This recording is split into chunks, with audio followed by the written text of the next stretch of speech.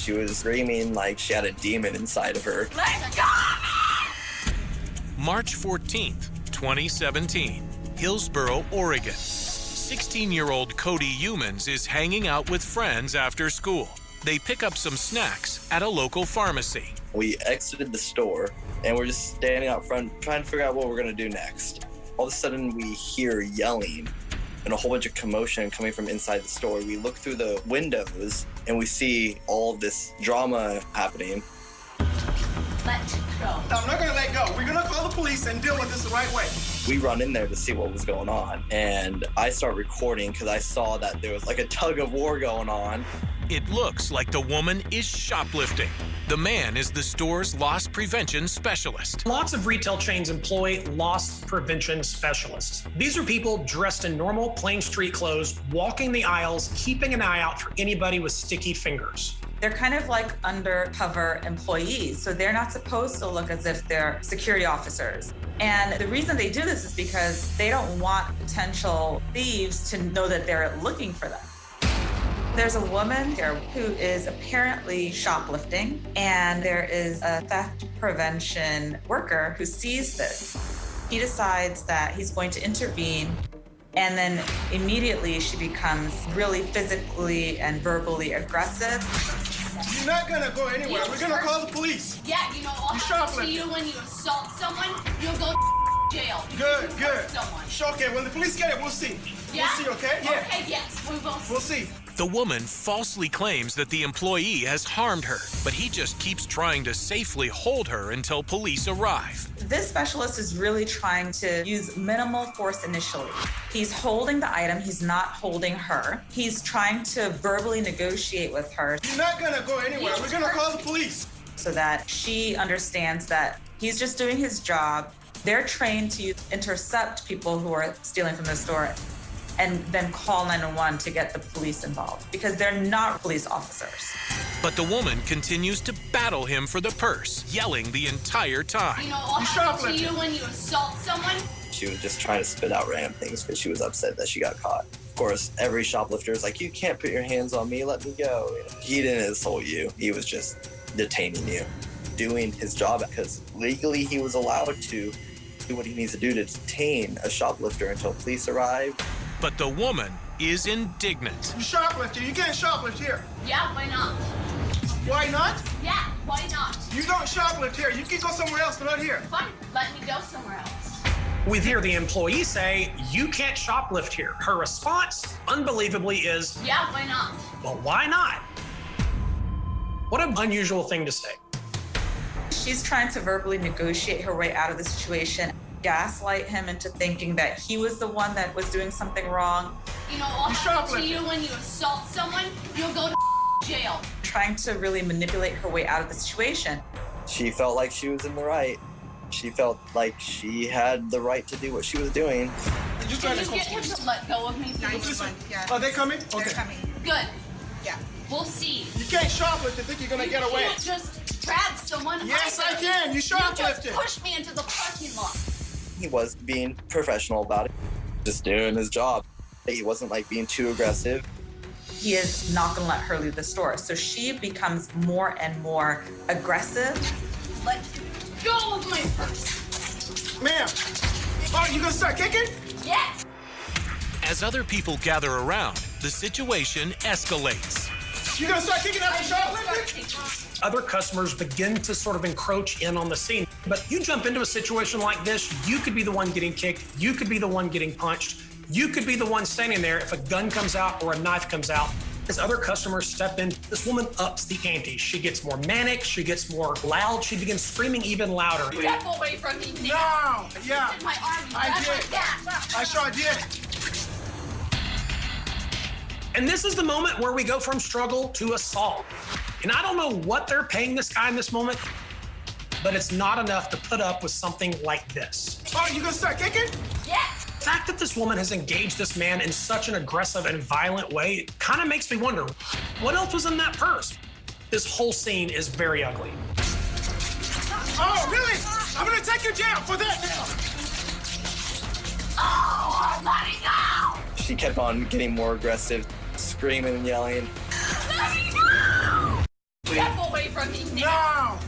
As the alleged shoplifter becomes more aggressive, the frustrated employee does his best to reason with her.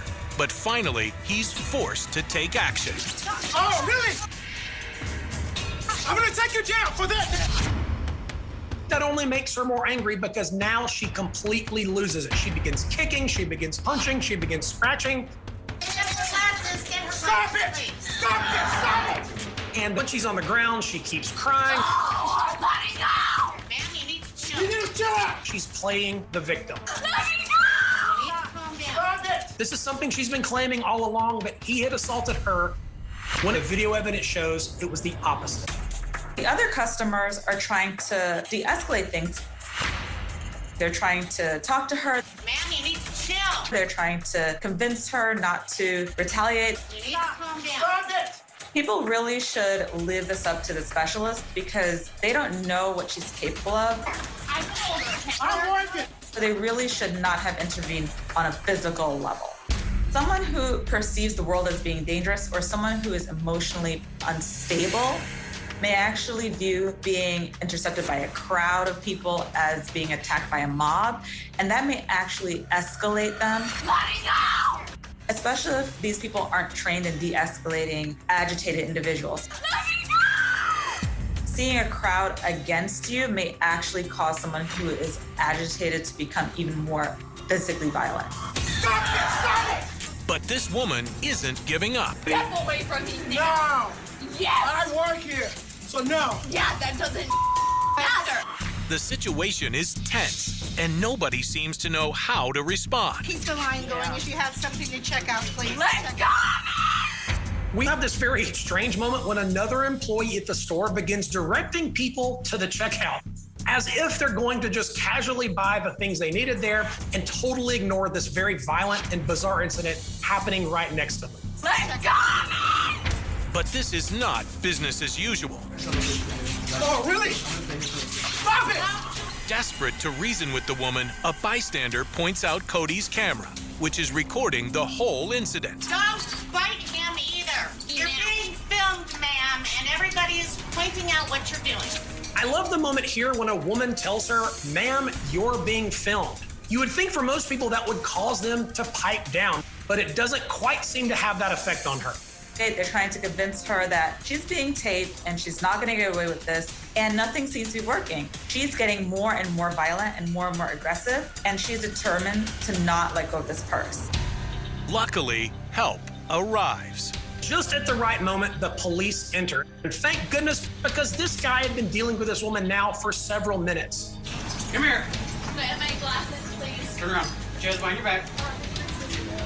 He actually... I don't care. You know You that, turn around right? on me, it's gonna be bad for you. You face the other way. Don't move. Got it? Yeah. Once the police arrive, her tune changes very quickly. She complies, and she's not quite as bold and not quite as assertive as she was earlier. When the police arrived, her demeanor did change. She acted like she was innocent. He actually... I don't care. It seemed like she thought like, oh, nothing can happen to me. I'm above the law. I'm not gonna get in trouble. That's why she walked away to the left with confidence. And that's when the police officer walked up to her and put your hands behind your back, you know, and then that's when she got patted down. And it was more like she just accepted it. It was like a flip of a switch. The alleged shoplifter is identified as a 26-year-old woman, and police say she did have stolen items. 2 different items that she had stolen from the store that were inside her purse. The store employees, including the undercover loss prevention specialist, are in the clear. He has shied away from publicity and tried to put the incident behind him. This employee was within his legal rights to safely detain this woman who had just committed the act of shoplifting. The woman is charged with third-degree robbery. The charges are eventually dropped without further explanation. So it's possible that the charges would drop because she had some psychological or medical condition that was somehow contributing to her behavior. Perhaps it was because the value of the items that she stole was too low. We don't really know the details. But whatever it was, she can't escape the court of public opinion. After Cody posts his video online the next day, it quickly goes viral. I woke up, it's at like 30,000 views. I'm like, whoa, what is going on? And then every hour I checked, it was up like 30 more thousand views. It was like, what is going on?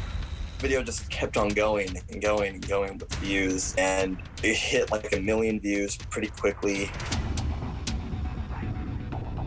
And all of these comments and all of these people trying to message me.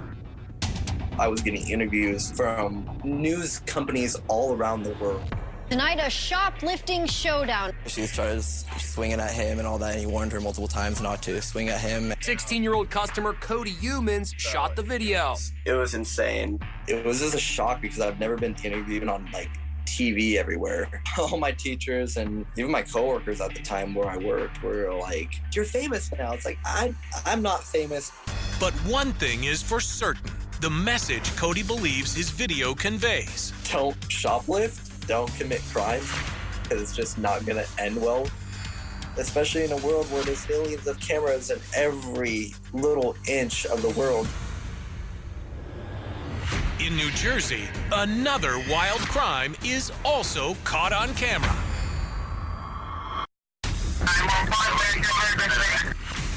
Oh my God, he just went off the road. June 29th, 2018, just after 5 p.m. Deacon John Barrett is heading home from work on the Jersey Shore. It's a Friday afternoon. I'm looking forward to a great weekend with my family. I take 195, which is the road that crisscrosses New Jersey. But suddenly, he sees a neon blue car making erratic moves in front of him. He was just swerving around and at that point going slow and somewhat erratic with his driving. It was pretty clear this driver was in distress.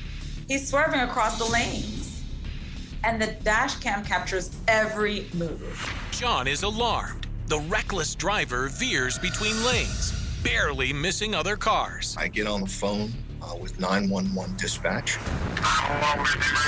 You know, you got a severely impaired driver, blue Toyota, and I read the license plate too. He's doing about 90 miles an hour.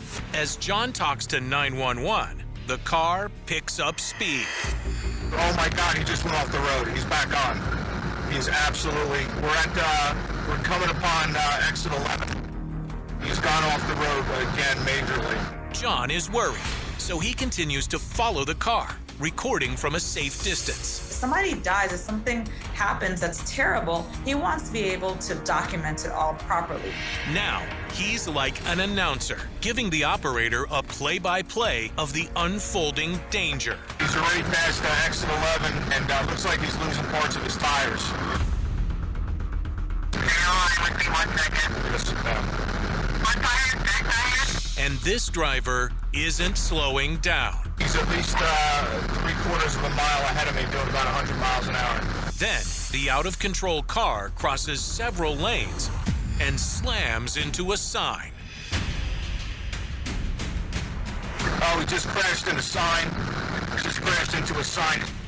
That sign just shattered. It must be at least 8 foot square. Now, John realizes just how serious the situation has become. Just took out a road sign. He just got hit with debris. The sign goes flying over the car, as well as debris, parts of his bumper. John is in the line of danger as well.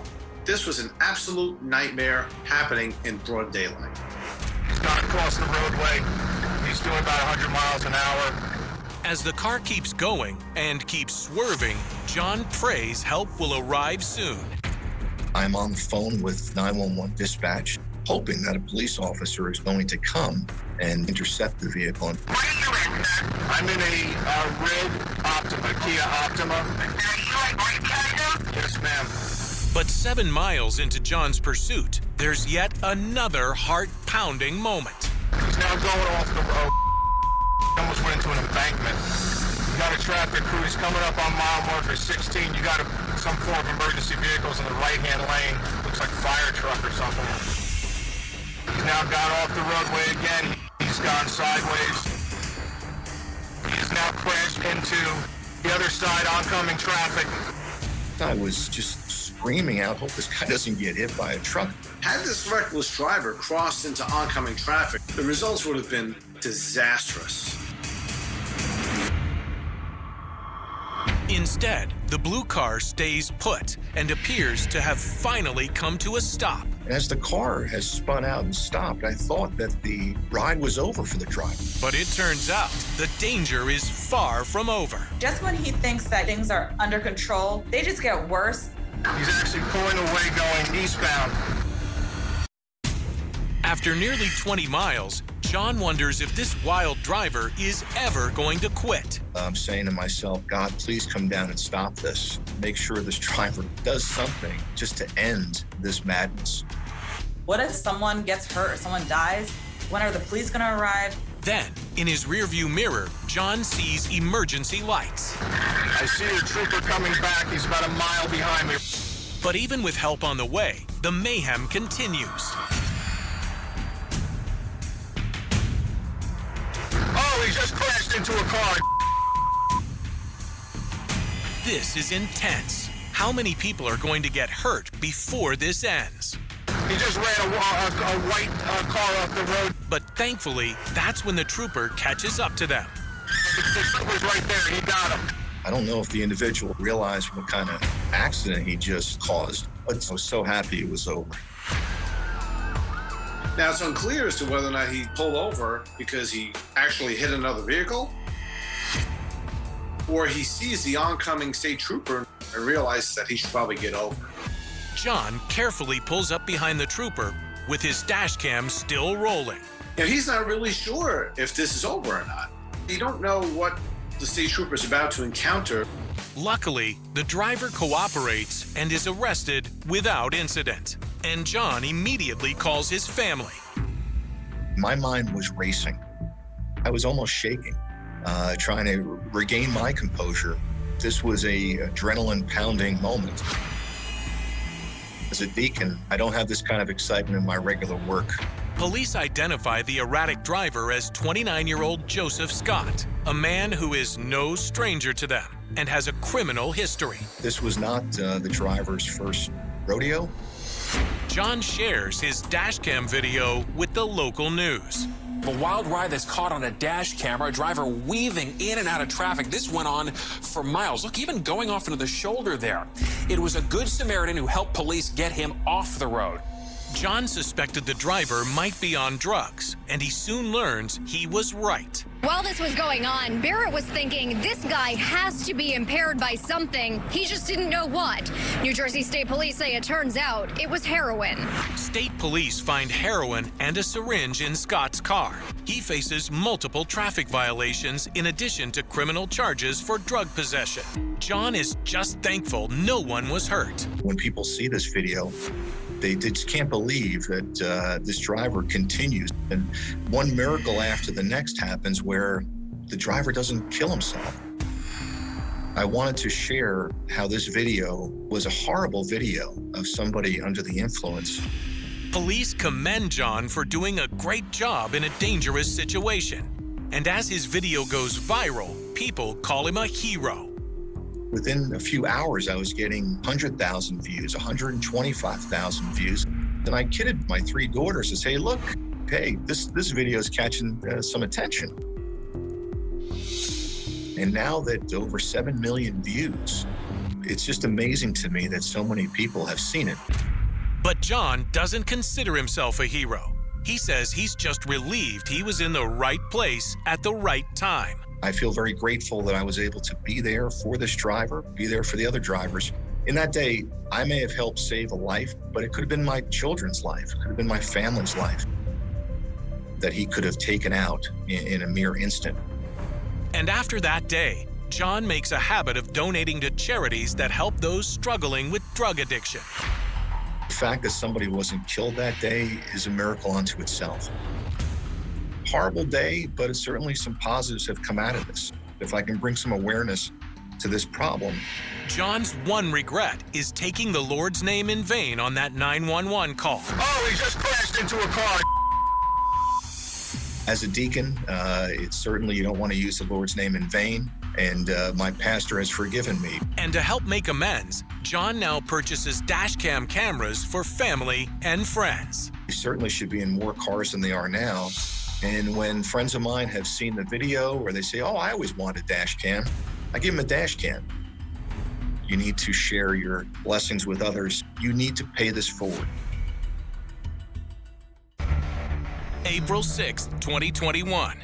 It's early on a Tuesday evening in Southern California, and a wild police chase is underway.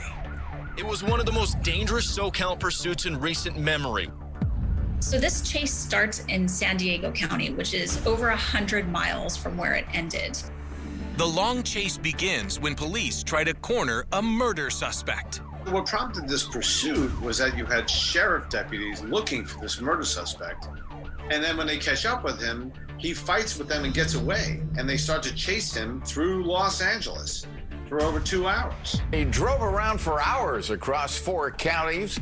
As news cameras trail his every move, the runaway murder suspect hits speeds up to 90 miles an hour.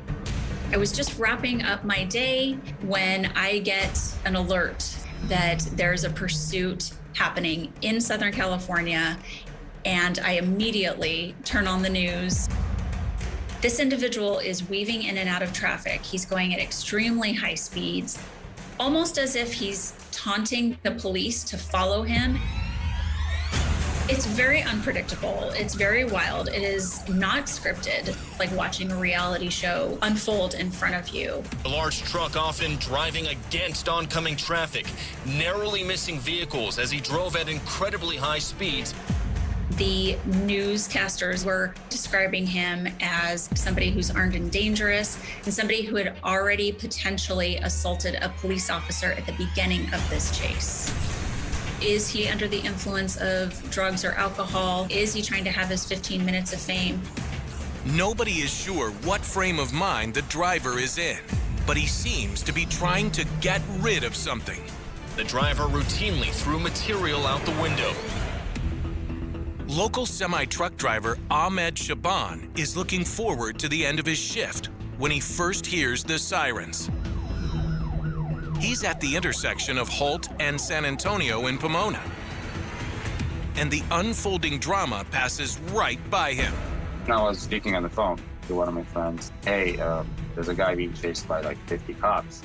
He's like, yeah, he's on TV. They've been chasing him for a couple of hours and he killed somebody. He was doing 50, 60. That's insane. There's people crossing the streets. There's intersections. He's not stopping at red lights. Ahmed fears that people are going to get hurt or killed, so he decides to make a very risky and bold move. I was telling my friend, he's right next to me. He's like, just stay away from the street. I'm like, you know what? I'm gonna get this guy. I'm gonna stop him. Ahmed pulls his rig up to the intersection, hoping for the opportunity to cut the runaway driver off. So he's gonna go right against that truck. And the fact that this driver was putting himself and or his rig at risk is pretty brave. He already knows that the police are chasing a murder suspect, and he's trying to do the right thing. He saw me starting to block the intersection, so he gunned his truck, trying to go around. So I gunned mine to stop him. That's when things come to a dramatic halt. The runaway pickup truck smashes right into Ahmed's rig, and it's all caught on his dashboard camera. I was lucky because he just got out of the gas station and turned, and he already got up to 34 miles per hour. So in that little distance, he gained that much speed. Ahmed is stunned and has a knee injury, but calmly climbs out of his rig. As soon as I opened my door, cops started coming over yelling, come here, come here, come here, run, run, run. Dozens of police cars swarm in and order the wild driver to surrender. Immediately, they're giving orders for the suspect to get out. The suspect is on the ground and he's got guns pointed at him. Police have to approach this vehicle very, very carefully because they don't know if this suspect is armed and he wants to go out in a blaze of glory or not. So he's gonna go right against that truck and he hits the truck. That might be it. I didn't expect him to hit me. My plan was to block the whole intersection, get him, boxed in. That's it. When Ahmed first sets eyes on the driver who has just run into his truck, he's furious. I was going to get out and I was going to go get him out of his truck. But with police lasers trained on him, the man is handcuffed within seconds. I think within the frame of 30 seconds, there was 360 degrees cameras. The suspect gets on the ground and pretty quickly is drug off and taken into custody. The U.S. Marshals confirm it is Michael Caleb Reed, the suspect they've been looking for. The murder suspect police have been chasing for hours is no longer on the run. But this drama isn't over yet. To everyone's shock, a female sticks her head out of the truck's window. We had no indication that there was a passenger. They don't know who this woman is, but they want to take her out very carefully because they don't know if she is perhaps an accomplice. This person might also be somebody who's armed and dangerous, somebody who is in the car with a murder suspect. What is their relation? You just don't know. She might be a victim in all of this. This makes a very precarious situation for the police to be in. They have to take this one step at a time. Police yell at the woman to put her hands in the air. Then they ask her to slowly back away from the truck. So they're being very careful as they remove her from the vehicle, backing her up away from the vehicle as they have her at gunpoint. The unidentified female passenger is questioned, then released. She tells reporters she's a friend of the driver and claims he picked her up earlier in the day for a drive to Los Angeles. I guess she got nothing to do with what happened. They handcuffed her and then a couple minutes later they released her. It turns out the driver, 36-year-old Michael Reed, isn't just wanted for murder. He already has a long rap sheet. He has a rape, he has car stealing, a lot of things. So he had to be stopped. Reed is charged with carjacking and reckless evading of a police officer. And the video of the wild chase to capture him quickly goes viral.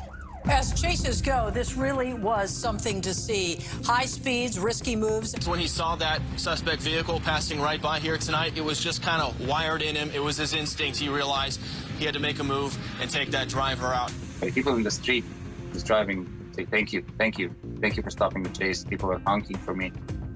It was one hell of a moment. Ahmed becomes an instant international celebrity. His home country of Egypt is so proud of him, they bring him back for an honorary visit. The way they see it, Egyptian hero, he showed the world how great the Egyptian people are, how strong the Egyptian people are. They're just super happy about it.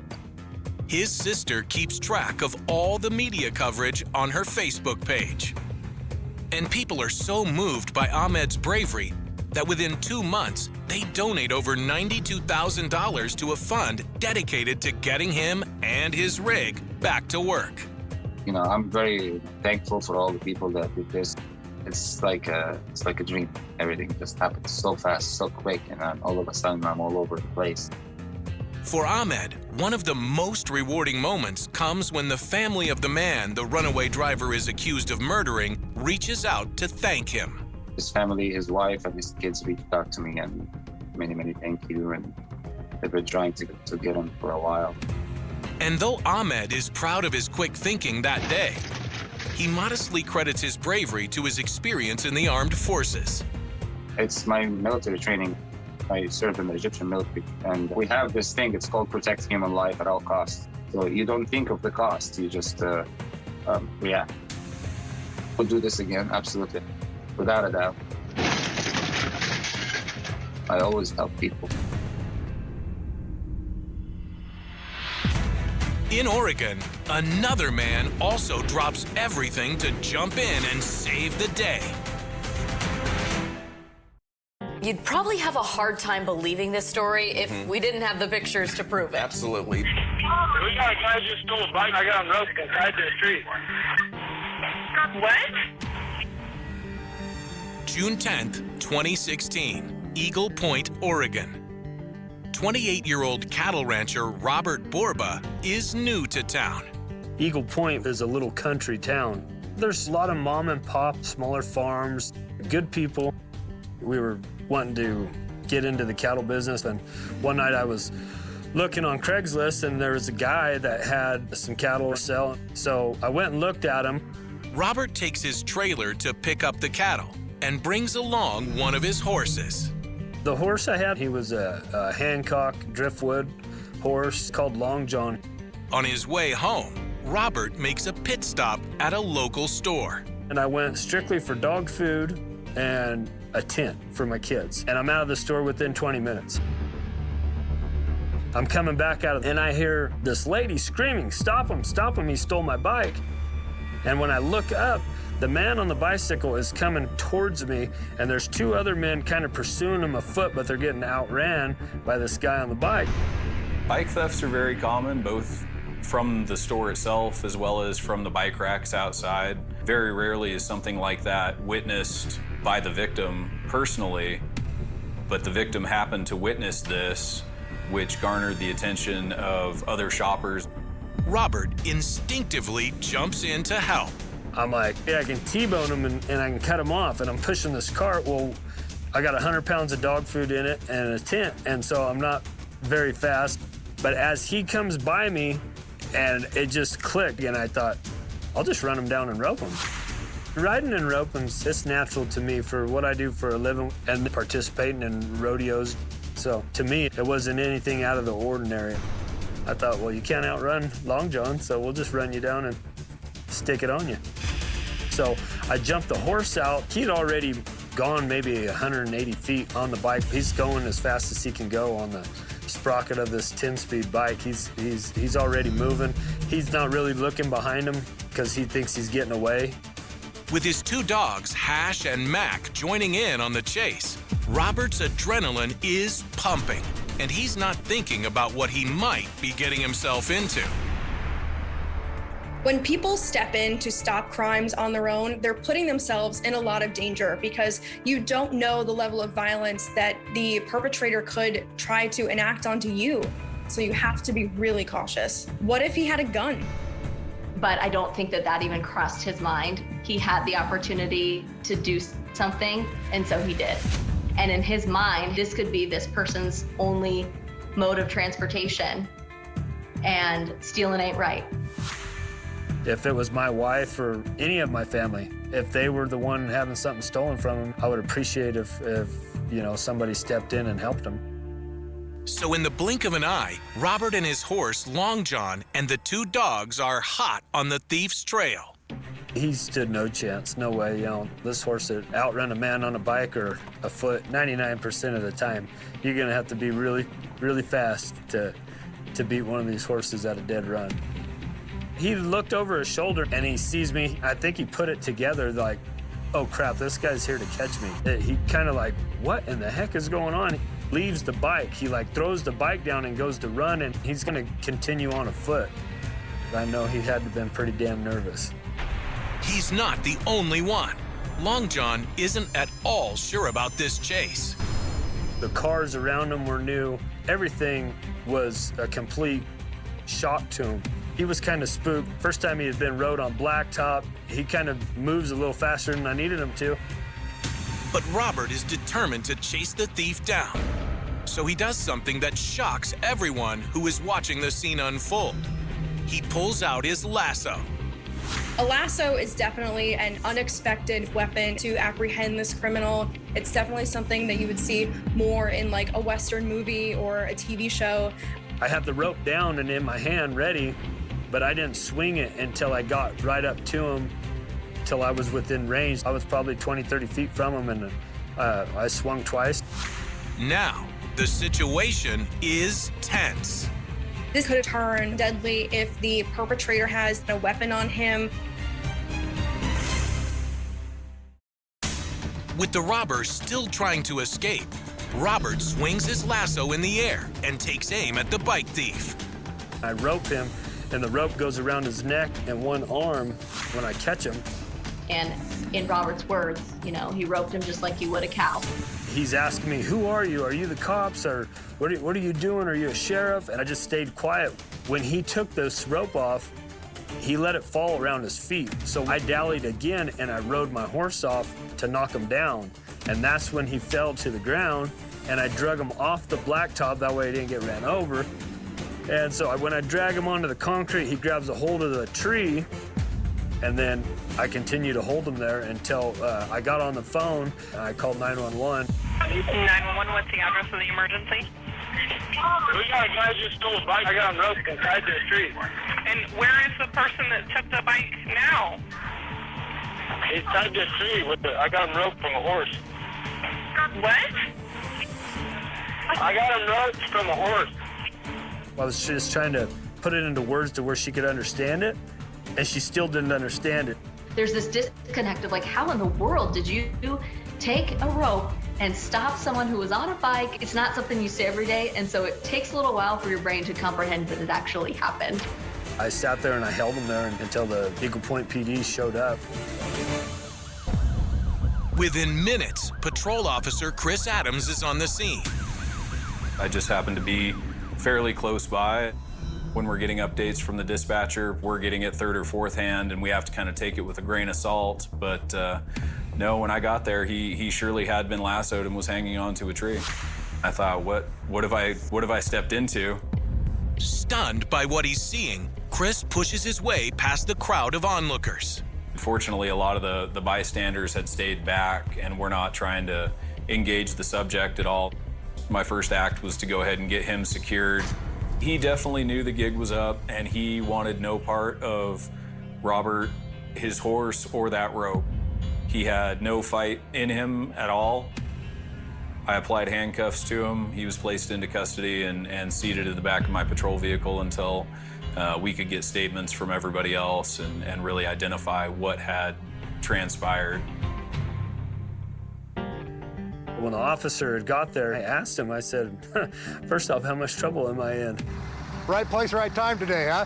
Yeah, I guess so. You hear stories of people trying to do right and they end up being the one that, gets in trouble. He laughed at me and he said, "You're not in trouble. You're not in trouble one bit." It was just like, wow, I gotta shake your hand. It was pretty impressive to come up on and just see the whole scene as it was when I got out of my car. But it was a very appropriate use of force given the situation. I really had to commend him for taking the action that he did because it prevented the loss of this woman's bicycle. The bicycle went back to her right there at the scene, fortunately without much damage. I think they really would have liked to have laughed, but they were real professional and they did their job first. And then after they had took care of him, that's when I got to see him kind of laugh, about the situation. All right, Robert, thank you very much. I appreciate you, and thanks for stopping and helping out. Did you really laugh at that guy while he was riding? Yeah. No, he was running. Because he dropped the bike. Oh, man, that's amazing. The suspect is identified as Victorino Ariano Sanchez. He's charged with theft and sentenced to 5 days in prison. He was from California and was likely traveling on the I-5 corridor. We have a lot of transient traffic. This is somebody just passing through a town and isn't a part of the community. At the scene, the owner of the bike thanks Robert profusely. After everything had kind of settled down, she had told me thank you and how happy she was that I was there, and she told me she doesn't have a car, so her bike is her transportation, so it really would have put her in a bad way without that bicycle. And after one of the bystanders calls the local news, Robert becomes a local hero. They relayed that the cowboy that had lassoed someone, and they were going to send us pictures. This is not something that you hear of often in Southern Oregon. As soon as we had the pictures, we shared them out before we even started covering the story. You'd probably have a hard time believing this story if we didn't have the pictures to prove it. Absolutely. He's being called the Lone Ranger and the John Wayne of Southern Oregon. But tonight, NBC5 News is learning more about the mystery man in these photos that have gone viral. And that took on a life of its own when people saw those pictures and started retweeting them. And so to this day, that is actually the most watched video for the news station in over a decade. People loved the idea of this cowboy hero coming in and saving the day. It was easily in the top 5 of stories that I've covered in my career.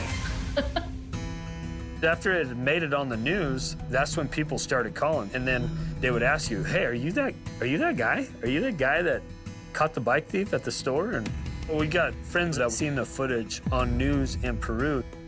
The town gave me the honorable award and asked me to be in the parade. I was excited. So I got to have my 3 daughters, they rode through the parade with us. They loved Robert Borba. They had the sign in front of him that said, "Hometown hero, roping cowboy, Robert Borba." He just became this household name. I think this story shows that there are so many people who would step up and do the right thing.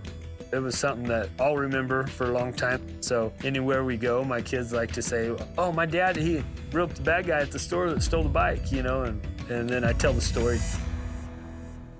The call comes in just after midnight, thin and distorted over the line. The kind of call that makes a dispatcher sit up straighter without knowing why. A California night heavy with heat and silence. 1995, stamped into the air like a date on a police file that no one realizes will refuse to close. A woman's voice says there's been an accident, then corrects itself, says no, it's worse than that.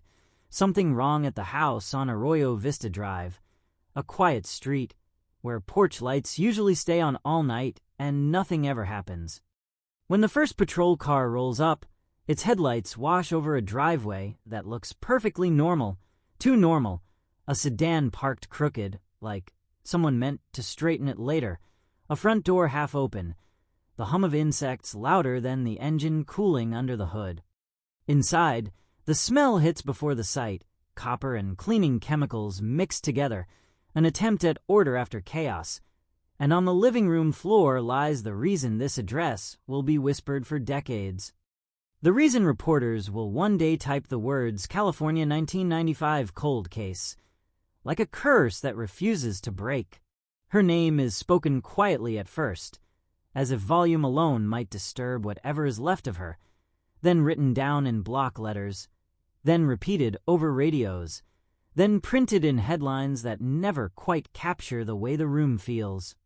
She is 32, a graphic designer, recently promoted, recently engaged, recently seen laughing at a neighborhood barbecue where no one noticed anything wrong. There are no signs of forced entry. The windows are locked. The back door is bolted from the inside.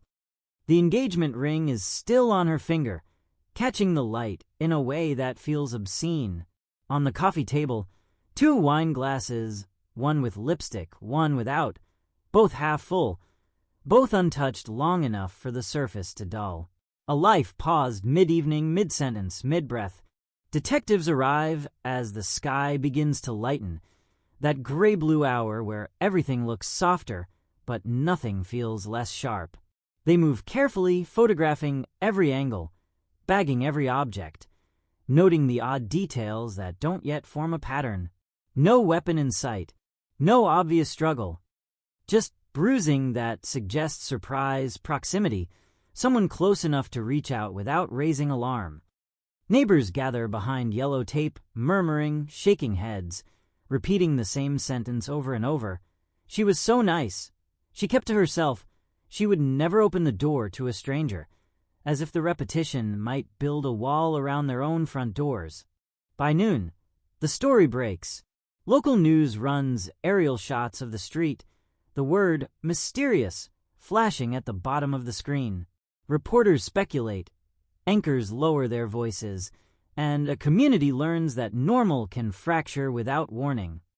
By nightfall, detectives are already feeling the pressure, because this is California in the mid-90s, because crime stories travel fast, because a woman dead in her own home with no clear suspect is the kind of story that demands answers immediately.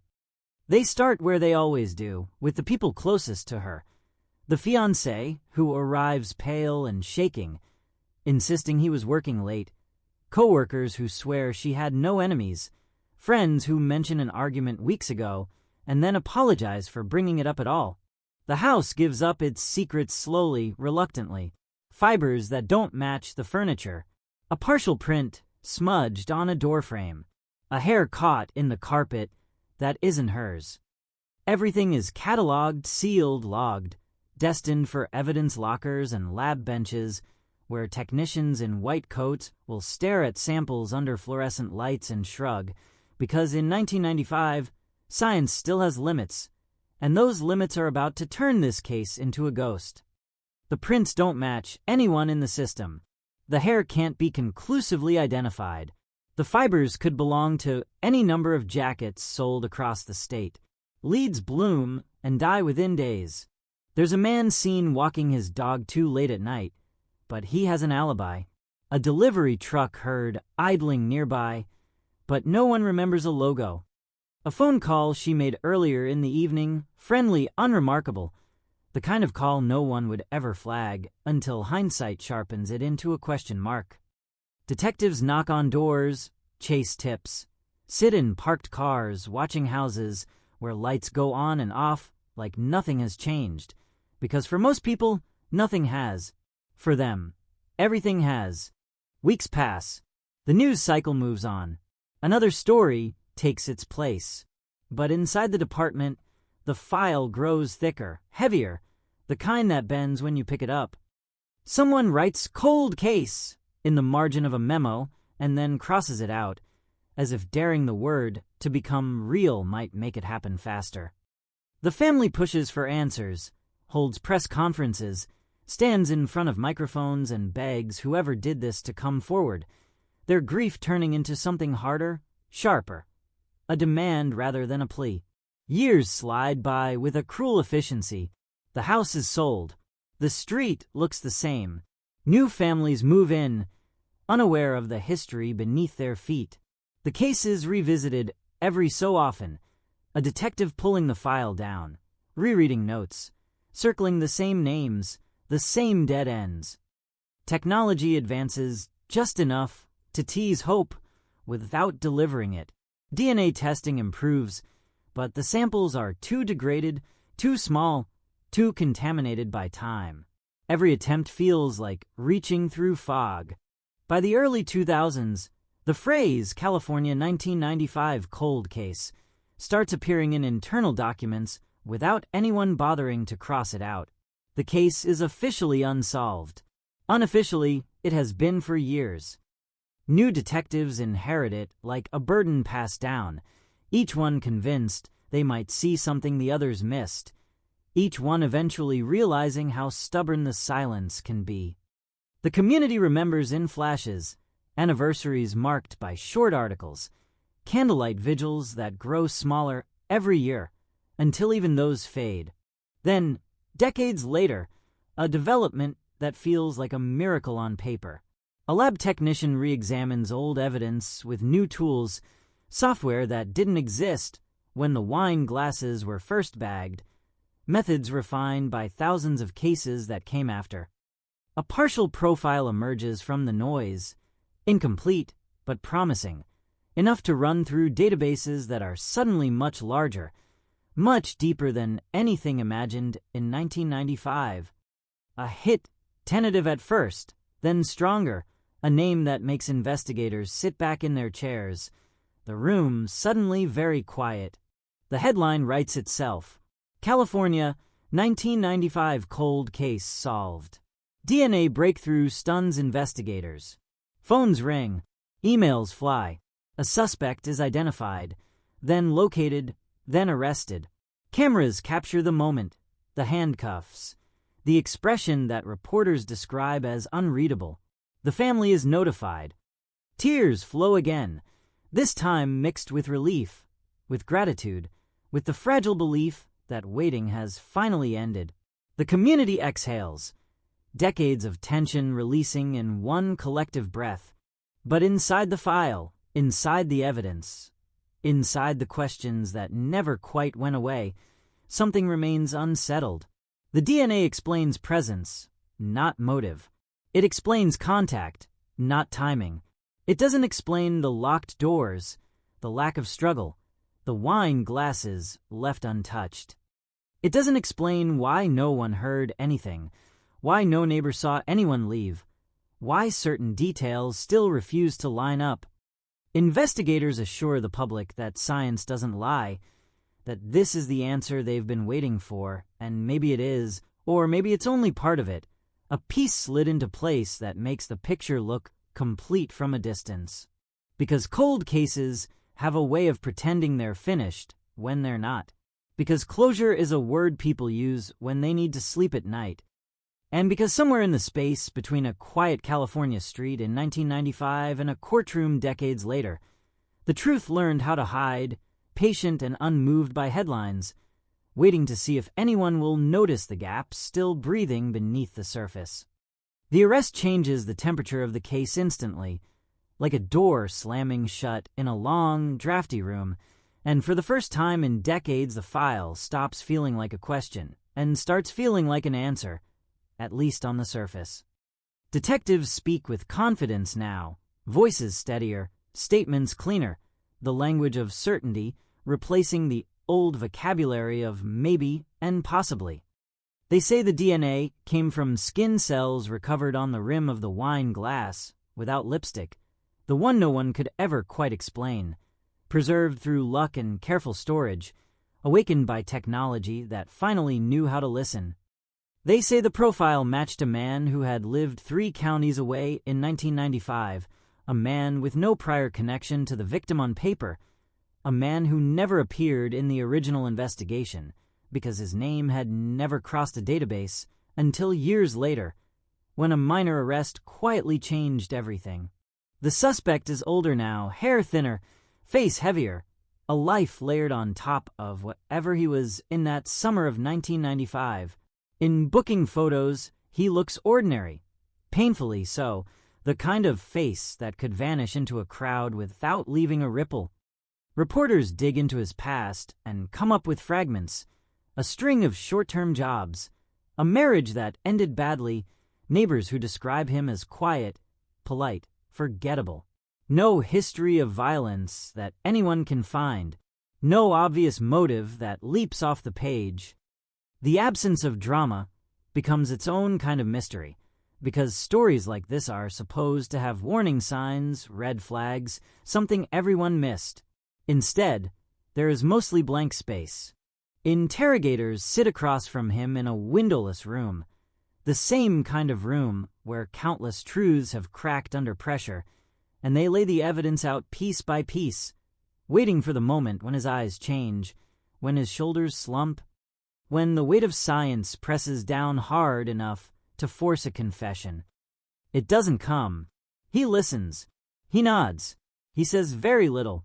When he speaks, his voice is calm, almost bored, insisting he has no idea how his DNA could be in that house, insisting he has never been on Arroyo Vista Drive, insisting the system must be wrong.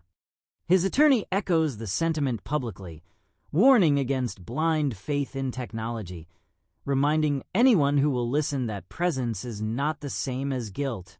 Still, the narrative rolls forward unstoppable. The district attorney announces charges. The phrase, long-awaited justice, appears in print. The family releases a statement thanking investigators, thanking science, thanking everyone who refused to forget. Candlelight vigils reappear, larger this time, cameras capturing tears that look different now, less raw, more complicated. People want to believe the story has an ending, because endings make sense of the time spent waiting. But inside the evidence room, among the sealed bags and yellowed tags, the case resists simplicity. A detective who worked the original scene, now retired, flips through copies of old photos and feels a familiar unease settle in his chest. He remembers the layout of the living room, the distance between the couch and the door, the way the wine glasses were positioned, not casually, but deliberately, aligned like props in a photograph. He remembers thinking back, then, that the scene felt staged, not clumsy, not panicked, but controlled. DNA doesn't explain control. DNA doesn't explain familiarity. The locked doors remain a problem no press release can smooth over. The front door was locked from the inside. The back door, too. Windows showed no signs of tampering. Investigators now suggest the locks could have been engaged after the fact, that someone inside could have locked them before leaving through a garage door that was later closed manually, But the original reports note no disturbance there either. No fingerprints on the handle. No scuff marks. Nothing that suggests a hurried exit. It is possible, they say. It is plausible. Those words sound a lot like the ones that used to define the case when it had no suspect at all. Then there is the timeline, always the quiet assassin of certainty. Phone records place her alive and well at 9:43 p.m., chatting with a friend about wedding plans, laughing relaxed. A neighbor reports hearing a door close around 10:15, nothing unusual, just the sound of someone coming or going. The medical examiner estimated time of death within a wide window, broad enough to swallow almost any theory. The suspect's alibi for that night is thin, but not non-existent. A coworker who remembers him leaving work late, a time card that shows a punch-out that could fit if traffic cooperated. It's enough to raise eyebrows, not enough to clear him, not enough to erase the questions. As the case moves toward trial, those questions start to leak. A blogger posts a long thread dissecting the original investigation, pointing out inconsistencies, quoting retired officers anonymously. A true crime podcast devotes an episode to the locked room problem, replaying old interviews, slowing down audio until breaths sound like thunder. The word cold case resurfaces no longer as a relic of the past, but as a warning, a reminder that time doesn't always make things clearer. Sometimes it just makes people more confident than they should be. The prosecution frames the story tightly. They say the victim invited someone she trusted inside. They say an argument escalated. They say panic followed by an attempt to clean, to reset the scene, to make it look like nothing had happened. They point to the cleaning chemicals, the wiped surfaces, the absence of chaos. The defense counters with equal force, suggesting contamination, secondary transfer, the possibility that the DNA arrived on an object carried into the house by someone else. They remind the jury that science has margins of error, that labs are run by humans, that decades-old evidence is a fragile thing. In the background, the family listens to all of it, every theory landing like a fresh wound. Closure starts to feel less like a destination and more like a marketing term, something sold to people who have waited too long to question it. They want answers, not just a name. They want to understand how a normal evening turned fatal without a sound, without a struggle anyone noticed. They want to know why, after all this time, certainty still feels just out of reach. As opening statements approach, a former detective breaks his silence in a quiet interview that barely makes the evening news. He says he believes the suspect was there, believes the DNA is real, but admits something about the case never sat right with him. He talks about an early lead that went nowhere, a person of interest cleared quickly because nothing tied them physically to the scene. He talks about the pressure to move fast, to reassure the public, to find something solid in the first days when fear was loudest.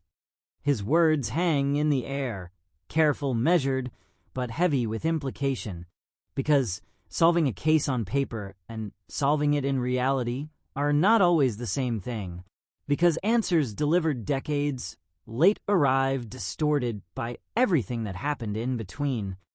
And because as the courtroom lights warm up and the cameras prepare to capture a verdict the world has been waiting for, the ghost of that quiet house on Arroyo Vista Drive still refuses to settle, its silence packed with questions no breakthrough has fully erased.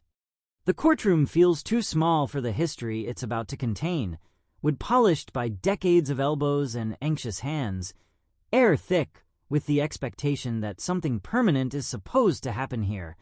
That word spoken inside these walls will finally pin the past to the floor.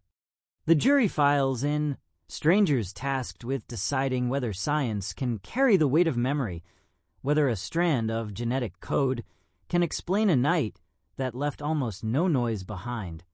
Cameras are kept outside, but the story leaks anyway, live blogs and updates turning testimony into bullet points before the echoes of each sentence have time to fade. The prosecution begins with confidence sharpened by technology, laying out a timeline built around lab reports and expert witnesses, people who speak in careful phrases and calibrated certainty. They explain how DNA survives, how it can hide in plain sight, how advances turned a useless smear into a name.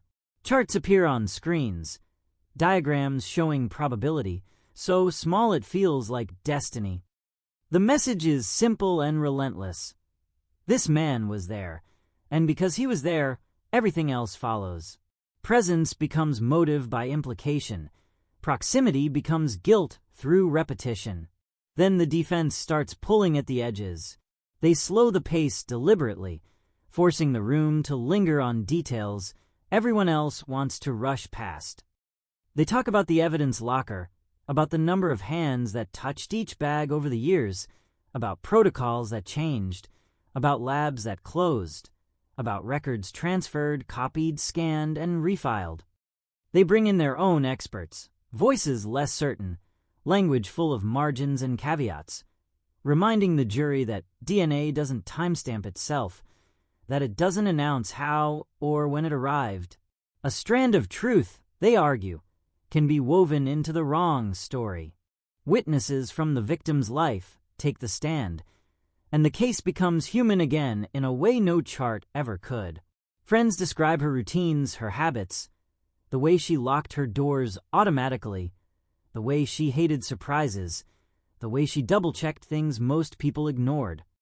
A neighbor talks about the quiet of the street, how any raised voice would have carried, how nothing out of the ordinary broke the night. The implication settles like dust. If someone came in uninvited, if something went wrong suddenly, why did no one hear it? The locked doors return to the center of the room, stubborn and unresolved. A detective demonstrates possible scenarios, reenacting movements with a seriousness that borders on theater, explaining how someone could lock a door behind them, how timing and opportunity could align just right. The defense counters by pointing out what isn't there. No prints on the locks, no smudges, no sign of hurried hands. They ask the jury to imagine a killer calm enough to stage a scene, thorough enough to clean, precise enough to leave almost nothing behind, yet careless enough to leave DNA on a glass. The contradiction hangs in the air, unanswered. Outside the courthouse, the public conversation fractures. Some people declare the case closed the moment charges were filed, trusting the math, trusting the system. Others dig in, rereading old articles, posting side-by-side comparisons of statements made years apart, highlighting subtle shifts in language. A retired lab technician posts anonymously about the early days of DNA testing, about contamination fears that were rarely discussed publicly. The word cold case starts trending again, this time paired with skepticism instead of hope.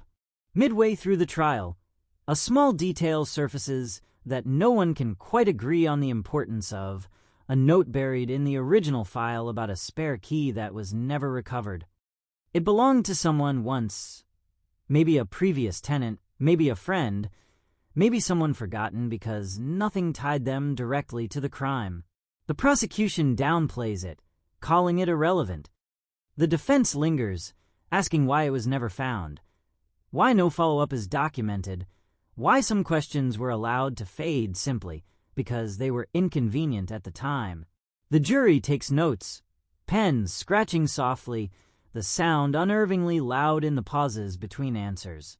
The suspect himself takes the stand, a risky move that freezes the room. He speaks evenly, recounting his life in 1995, his jobs, his routines, the ordinary texture of days that now feel poisoned by association. He denies knowing the victim, denies ever being inside her home. When pressed about the DNA, he shrugs slightly, says he has no explanation, that life crosses paths in ways people don't understand. Some jurors watch his face closely, searching for cracks. Others stare at the table, avoiding the performance altogether. As days turn into weeks, fatigue sets in. Certainty erodes under repetition. The same evidence sounds different the fifth time it's discussed. The same questions grow heavier instead of clearer. Closing arguments try to pull the story back into a single shape, each side urging the jury to choose which uncertainty they can live with. The prosecution frames doubt as denial, a refusal to accept modern truth.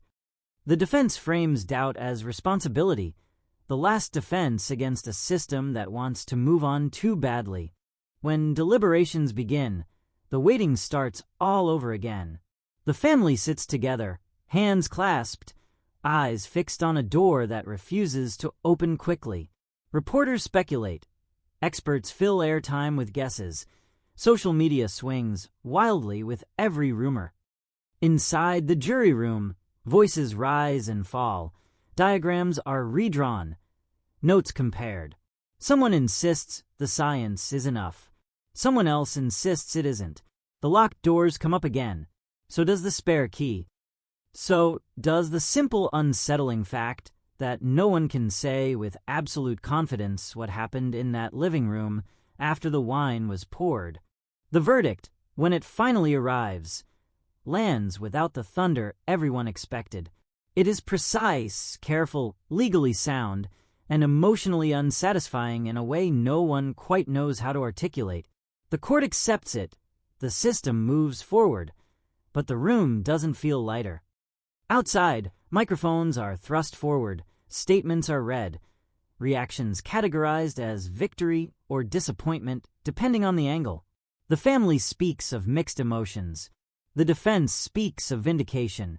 The prosecution speaks of respect for the process.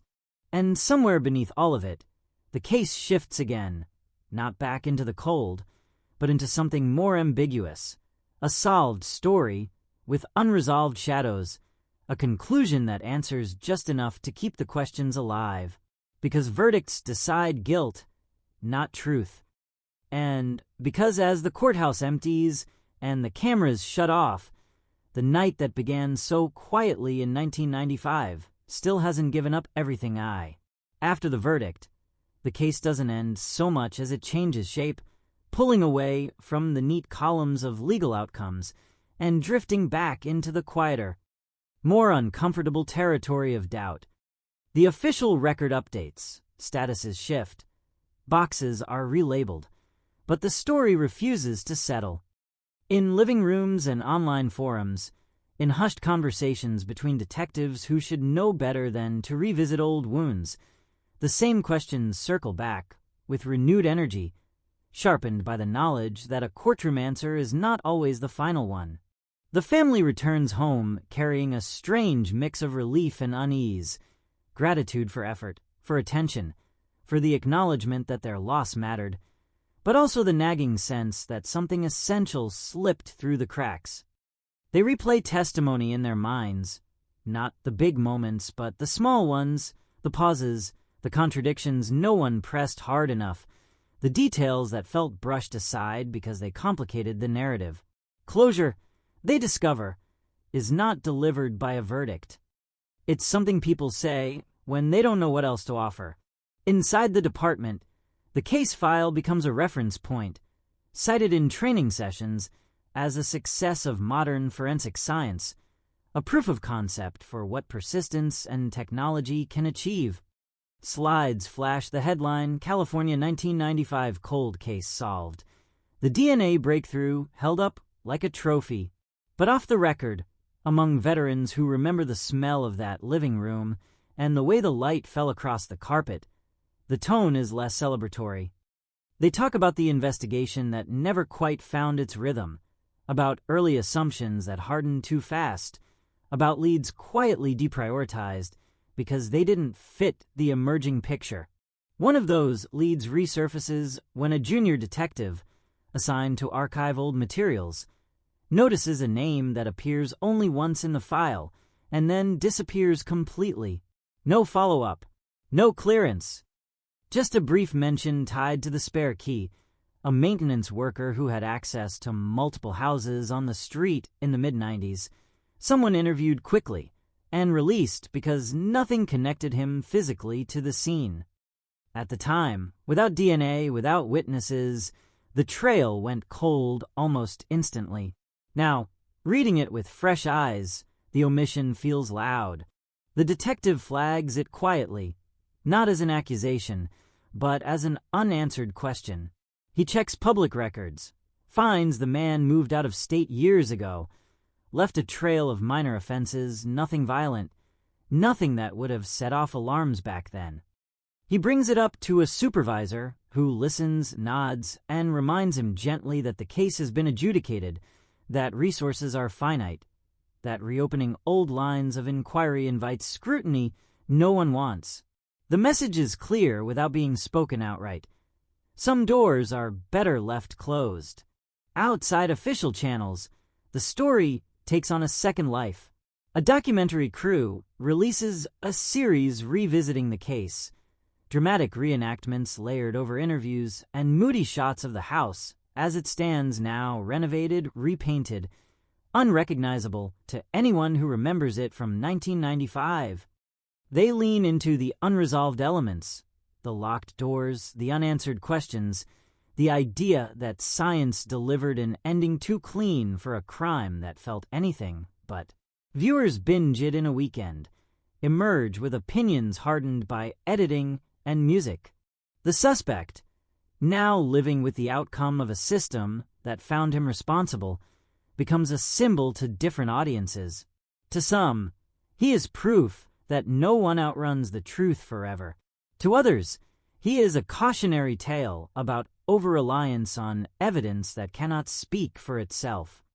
He gives a single interview from behind glass, his voice filtered and distant, repeating the same line he has held onto since the beginning, that he does not know her, that he does not know that house, that something went wrong long before his name entered the story. His words are dissected frame by frame, sincerity debated like a sport. The house on Arroyo Vista Drive becomes an object of fascination again. People driving by slowly pointing, taking photos they pretend are for the architecture. Current residents field awkward questions, assure friends they feel safe, that nothing strange has happened since. Still, they admit to feeling watched, to sensing a weight that doesn't quite lift, especially at night, when the street is quiet and the porch lights glow the way they always have. Places remember, even when people try not to. What lingers most stubbornly are the details that refuse to be categorized. The wine glasses still central to every theory, now framed as either the key to everything or the simplest explanation gone wrong. The cleaning chemicals, interpreted as panic by some, as routine by others who knew her habits. The absence of noise, of witnesses, of chaos. Each fact supports multiple stories, and none of them align perfectly. As time moves forward again, the case settles into an uneasy limbo, neither fully closed nor fully alive. Law students debate it in classrooms. Forensic conferences cited in panels about the limits of DNA. True crime forums argue endlessly, timelines redrawn, motives invented, gaps filled with speculation. The phrase cold case shifts meaning once more, no longer describing a lack of answers, but a surplus of them. Too many explanations competing for dominance. And beneath all of that noise, the original night remains unchanged, fixed in its quiet intensity, a moment in 1995 that refuses to be rewritten by modern certainty. The truth, whatever shape it takes, still feels partial, obscured by time and interpretation, leaving behind a familiar, unsettling realization that solving a case does not always mean understanding it, and that some mysteries survive not because no one looked hard enough, but because looking revealed how much there is that cannot be neatly resolved. Years pass again, slower now, stretched thin by repetition, and the case begins to recede from the front of public attention. slipping into that strange category of stories people think they understand even if they've never examined the details closely. The headlines have already done their work. The verdict exists. The label solved clings stubbornly to the file. Yet beneath that label, the machinery of memory keeps grinding, especially among those who lived inside the investigation long enough to know how fragile conclusions can be. In a quiet office lined with boxes no one opens unless they have to, the junior detective who flagged the forgotten name keeps circling back to the case in his spare moments. Not because he believes in a grand conspiracy, but because unresolved questions have a way of nagging at people who notice them once. He rereads transcripts, cross-checks dates, compares early witness statements with later testimony, watching how certainty evolves over time. The spare key surfaces again and again, a small object with an outsized presence, a symbol of access that was never fully mapped. He notices something else too, a shift in the way the crime scene was described across reports. Early notes emphasize cleanliness, order, a sense that the room had been reset deliberately. Later summaries soften that language, reframing it as partial cleanup, an emotional response rather than a calculated act. The change is subtle, almost imperceptible, but it matters. Language shapes understanding. Understanding shapes outcomes. And once a story hardens, it resists revision. The detective reaches out to a former forensic analyst who worked the case briefly in the 90s, now retired and living a few hours away. Over coffee, away from official channels, they talk about the limits of what was possible back then, about evidence degradation, about decisions made under pressure. The analyst admits something that never made it into the file, that the DNA sample, even when it finally produced a profile, was weaker than the headlines suggested, a partial sequence that required statistical interpretation to feel complete. It was enough for court. It was not, in his mind, absolute. Meanwhile, the family navigates a world that expects them to move on. People speak to them as if the story is finished, as if grief follows a schedule set by verdicts and technology. They nod politely, thank those who express support, then return home to rooms filled with absence. Anniversaries still hurt. Questions still surface uninvited. They wonder privately whether asking too many of them makes them ungrateful, whether doubt is a betrayal of the effort everyone put in. The pressure to accept closure becomes its own kind of burden. Online, the case splinters further. New theories appear regularly, some grounded in careful analysis, others spinning elaborate narratives from thin air. A former neighbor posts anonymously about a strange argument heard months before the crime, too early to matter at the time, too vague to be useful now. Someone else claims a tip was ignored because it came from a source deemed unreliable. Each post adds noise, but also reinforces the sense that the official version left things behind. One detail that gains traction is the victim's routine, her predictability. Friends confirm she was meticulous, cautious, unlikely to let just anyone inside late at night. That pushes speculation toward familiarity, toward someone she knew, someone who didn't need to force entry or raise his voice. The DNA suspect, on paper a stranger, doesn't fit that image neatly. Supporters of the verdict argue that predators adapt, that trust can be manipulated.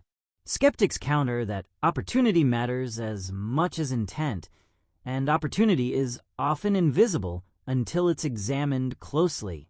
The house itself changes hands again, renovated further, a new family unaware of the debates attached to their address. They repaint walls, replace floors, unknowingly erasing the last physical traces of a night that still lives vividly in archives and minds. Progress looks like erasure from the outside. From the inside, it feels like avoidance. At a forensic conference, the case is mentioned in a panel about legacy evidence. Experts discuss it clinically detached from the human cost, using it to illustrate both the power and the pitfalls of modern DNA analysis. One speaker emphasizes caution, reminding the audience that evidence should answer questions, not end them prematurely. The comment draws polite applause, then the conversation moves on. For those still tethered to the case, that line lingers. Evidence should answer questions, not end them. It echoes in the detective's mind as he files yet another memo that will likely go nowhere, in the family's thoughts as they light candles on another anniversary, in the quiet of Arroyo Vista Drive as night settles in and porch lights flicker on. The story may be labeled solved, but its pulse remains irregular, beating just beneath the surface, refusing to slow, reminding anyone who listens closely that some cold cases never truly thaw. They simply change the way they haunt the people left behind. The longer the case lingers in this half-light between certainty and doubt, the more it begins to attract people who see in it a mirror of their own mistrust. Journalists revisit it not as breaking news, but as a case study, an example of how modern justice leans heavily on technology when memory has already eroded. Each new article peels back the same layers, but the tone shifts, less triumphant now, more cautious, words like complex and controversial replacing solved. The story stops being about one night and starts being about what happens when answers arrive too late to be simple. Inside the department, leadership changes, priorities shift, and the case loses its remaining champions. Files are digitized, physical evidence returned to storage, discussions limited to occasional references in meetings about best practices. The junior detective, now no longer junior, feels the weight of institutional momentum pressing against curiosity. He understands it intellectually. Cases must end. Systems need closure. But he also knows that unresolved questions have a way of resurfacing when ignored long enough. He begins mapping the night again on his own, reconstructing movements minute by minute, using old photos, floor plans, testimony. He focuses on sound, or rather the absence of it. Neighbors were close enough to hear a raised voice, a crash, a struggle. None did. That suggests familiarity, control, or timing so precise it borders on implausible. The idea that violence erupted suddenly, without warning, feels less convincing the more he studies it. Something about the scene suggests compliance, at least at first. A new thread of speculation gains quiet traction, centered on the possibility of more than one person involved. It's an idea no one wants to touch publicly because it complicates everything. Multiple actors could explain the contradictions, the controlled environment, the cleanup, the lack of noise. It could explain how DNA from one person becomes the centerpiece, while other traces fade into the background. But without evidence to anchor it, the theory remains just that, an uncomfortable possibility floating at the edges. The suspect's life behind bars becomes part of the narrative too, filtered through letters, brief interviews, second-hand accounts. He maintains his innocence with consistency that some interpret as resolve and others as denial. Years inside do not soften his stance. He files appeals, most of them procedural, all of them denied. Each rejection reinforces the public perception that the system has spoken definitively. Inside, the questions remain untouched. For the family, time does what it always does, blurs sharp edges without erasing them. They build new routines, celebrate milestones that feel incomplete, learn how to carry grief alongside ordinary happiness. But the case intrudes unexpectedly. A documentary rerun, a headline about DNA exonerations elsewhere, a casual comment from someone who assumes they must feel relieved now. They smile, they nod, they change the subject. Relief, they have learned, is not a switch. One night, years after the verdict, a small development ripples through the quieter corners of the internet. A local archive releases scanned copies of police logs from the mid-90s as part of a transparency initiative. Buried among routine calls is a brief entry from the same night, time-stamped earlier than the official discovery, noting a noise complaint on a nearby block, reported as raised voices, unresolved, cleared without follow-up. It's not definitive. It's not even clearly connected. But it reopens the question of sound, of whether something was heard and dismissed as ordinary. The logs circulate among true crime communities, analyzed obsessively.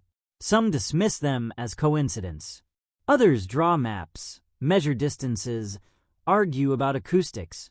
The department responds with a short statement, saying the log was reviewed at the time and deemed unrelated. No further comment. The statement does little to quiet speculation. If anything, it sharpens it. The detective reads the log late one night, alone in his office, the glow of his monitor the only light. He cross-references it with the original timeline, notes the proximity, the gap between report and clearance. He doesn't jump to conclusions. He's learned better than that. But the entry sticks with him. Another small crack in the polished surface of certainty. Cold cases are supposed to be frozen by lack of information. This one feels different. It's warm with data, crowded with facts, yet still elusive. Each new piece doesn't clarify, it complicates, layering uncertainty onto uncertainty. The truth, if it exists as a single, clean narrative, remains out of reach, buried somewhere beneath technology, testimony, and time. And as the years stretch on, the case settles into its final, most unsettling form, not as an unsolved mystery, but as a solved one that never stops asking questions, a reminder that justice delivered late can arrive misshapen, and that some stories resist closure not because no one tried hard enough, but because the answers, once found, refuse to align. By the time the case reaches its third decade of public life, it has become something heavier than a single tragedy, a reference point people invoke when they want to argue about trust, about evidence, about the stories we choose to believe, because they make the world feel safer. The name of the victim is spoken less often now, replaced by shorthand, by phrases like the California 1995 cold case, as if distance can be measured in syllables. What remains constant is the unease, the sense that the narrative keeps shedding skin without ever revealing its core. A new generation of investigators studies the file without the emotional residue of the original night. To them, the case is clean, digitized, searchable, stripped of the smell and texture that once defined it. They see a solved case, with lingering debate, an outlier useful for academic discussion. Yet even with fresh eyes, they stumble over the same obstacles, the locked doors, the silence, the timing that never quite settles into a single shape. They note clinically that these elements are often present in crimes involving trust, or staging, or collaboration, but they stop short of drawing conclusions that would ripple beyond the page. The family, older now, watches this evolution from the sidelines. They have learned to recognize the cycle, the renewed attention every few years, the surge of interest followed by quiet again. Each revival reopens wounds they thought had scarred over. They participate selectively, choosing which interviews to give, which projects to support, careful not to fuel speculation that might turn cruel. Their loyalty is not to a theory, but to the memory of a person who was more than the worst thing that happened to her. Behind the scenes, the detective who never quite let go finds himself approaching retirement. The case has followed him through promotions, through personal milestones, through shifts in how policing itself is understood. He knows he will not solve it again.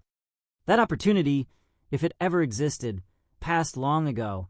What he can do in his final years is document his doubts, record the questions that never found a home in official reports. He begins writing, not for publication, but for whoever comes next, a quiet ledger of things that didn't fit. He writes about the noise complaint, the spare key, the early lead that vanished. He writes about the pressure to declare progress in a media environment hungry for resolution. He writes about DNA, not as a villain, but as a powerful tool that can be miscast as an oracle. He is careful with his language, avoiding accusation, focusing instead on process, on the spaces where assumptions filled gaps evidence could not. When he shares the document with a trusted colleague, the response is sympathetic but restrained. It's good history, the colleague says. Important context. But context rarely changes outcomes. The system has moved on. The verdict stands. The risk of reopening old wounds outweighs the promise of new clarity. The words land softly but carry finality. Outside institutional walls, the case continues its quiet spread. It appears in textbooks, in podcasts, in online debates that flare and fade. Each retelling smooths some edges and sharpens others. Details are emphasized or minimized depending on the storyteller's agenda. Over time, the case becomes less about what happened and more about what people project onto it, fears of randomness, of error, of truths that surface too late to matter cleanly. The suspect's appeals reach their end, the legal avenues narrowing until there are none left. He settles into the reality of a life defined by a single moment he insists was not his. Whether he is lying or telling the truth becomes almost secondary to the fact that the question still feels open to many who study the case closely. Certainty, once introduced, proves surprisingly fragile. One evening on an anniversary no one marks publicly anymore, the family returns to the street where it all began. They stand quietly, not approaching the house, not seeking confrontation with the present occupants, just existing in proximity to a place that altered their lives forever. The street looks ordinary, peaceful, almost defiant in its normalcy. Cars pass, lights flick on, life continues, indifferent to unresolved history. That is perhaps the most unsettling aspect of all, the way the world absorbs even its deepest ruptures and carries on. The case does not demand attention anymore. It does not interrupt broadcasts or crowd headlines. It lives instead in footnotes and doubts, in the minds of those who know its contours well enough to sense where it bends unnaturally. And as time keeps moving, the California 1995 cold case settles into a final, paradoxical state, both solved and unsettled. A reminder that some truths do not arrive as revelations, but as lingering discomfort, a low, steady hum beneath the noise of everyday life, asking not for answers, but for humility in the face of what we can never fully know. The case enters a quieter phase, the kind that doesn't announce itself with headlines or hearings, but with slow accumulation, small shifts that only matter if someone is paying attention. Interest wanes, then resurges in narrow circles, law review articles, forensic blogs, late-night conversations between people who have learned to live with unanswered questions. The story no longer belongs to the news cycle. It belongs to the margins. A young academic publishes a paper dissecting the trial years after it ended, approaching it not as a crime, but as a narrative, a construction shaped by evidence selection and rhetorical momentum. She argues that once the phrase DNA breakthrough entered the public vocabulary, it framed everything that followed, constraining alternative interpretations before they could breathe. Her work circulates quietly, cited by a handful of peers, dismissed by others as overthinking a closed case. Still, it adds another layer to the growing archive of doubt. At the same time, advances in forensic science continue, methods growing more sensitive, more discriminating. Techniques emerge that can separate mixed samples, that can better estimate age and transfer mechanisms. In other cases, these tools reopen doors once thought sealed, overturn convictions, rewrite histories. observers inevitably ask whether the same could happen here, whether the evidence from 1995, if tested again, would speak differently. Officially, there is no plan. The evidence exists, preserved, but untouched, resting under the weight of finality. The retired detective reads about these developments with a mixture of hope and resignation. He knows how rare it is for systems to voluntarily revisit outcomes without external pressure. Science may advance, but institutions move slowly, anchored by precedent and fear of what re-examination might uncover. He keeps his notes organized, his questions intact, as if preparation itself is a form of resistance against forgetting. The family receives occasional letters from strangers, people who claim to have insights, theories, even confessions that dissolve under scrutiny. Each envelope brings a flicker of possibility followed by disappointment. They have learned to protect themselves, to filter hope carefully, to recognize when curiosity crosses into intrusion. They respond less now, choosing silence over engagement, preserving their energy for lives that must continue regardless of how the story evolves. Online, the case becomes shorthand in debates about wrongful convictions and the limits of forensic certainty. It is invoked alongside others, compared and contrasted, reduced to bullet points that strip away nuance. Some argue it exemplifies justice delayed but delivered. Others hold it up as a warning, proof that closure can be premature. The victim's name is mentioned, then lost again in abstraction, a reminder of how easily individual lives become symbols. Then, unexpectedly, a small procedural change ripples through the system. A statewide review initiative begins cataloging older cases where convictions hinged on partial DNA profiles interpreted before current standards were established. The goal is not exoneration, but quality control, an audit of certainty. The California 1995 case appears on an internal list, unremarkable among dozens, but its presence is enough to stir quiet anticipation among those who never stopped watching. Nothing happens publicly at first. No announcements, no press releases, just requests for files, for chain of custody documentation, for lab notes that haven't been read in years. It is bureaucratic, methodical, almost boring. But for those who understand how rarely cases move backward, the process feels charged, like a held breath. The suspect is notified through official channels, the language careful, neutral, emphasizing review rather than doubt. He reacts with cautious optimism, tempered by years of disappointment. He has learned not to expect vindication. Still, the idea that someone somewhere is looking again at the evidence stirs something he thought had gone quiet. For the family, the news lands softly, carried by a phone call that avoids promises. They listen, ask measured questions, thank the caller, then sit in silence after the line goes dead. Re-examination is not resolution. It is uncertainty reopened, a door they thought they had learned to live without opening again. Yet even in their hesitation, there is a sense that truth, if it exists, deserves the discomfort.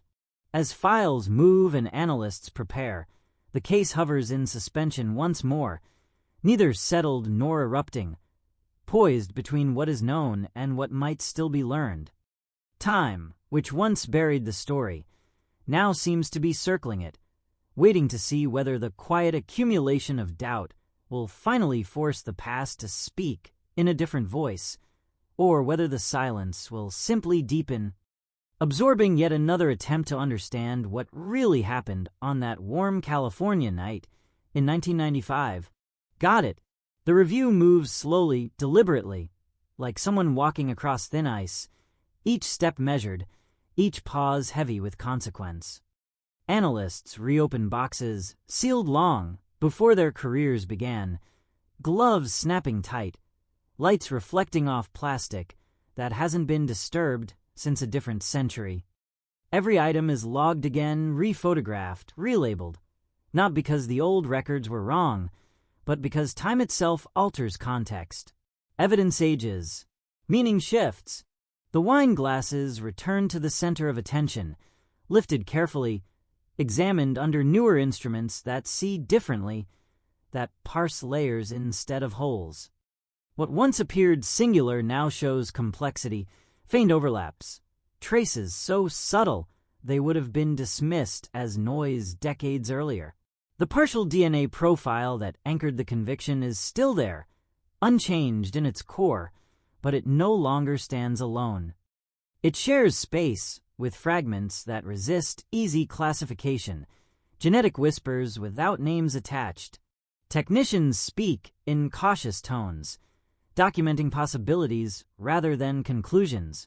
Secondary transfer becomes more than a theoretical defense argument, mapped instead through controlled studies and probability models. They discuss how skin cells travel, how objects carry stories of multiple hands, how presence can be indirect yet convincing enough to mislead. None of this negates the original findings. It complicates them. And complication is dangerous in a system built to favor clarity. Chain of custody records are scrutinized next, not for scandal, but for understanding. Gaps appear, not dramatic, not criminal, but human, moments where documentation thinned, where practices common in the 90s fall short of modern expectations. Each gap raises a quiet question. Not enough to overturn anything on its own, enough to matter in accumulation.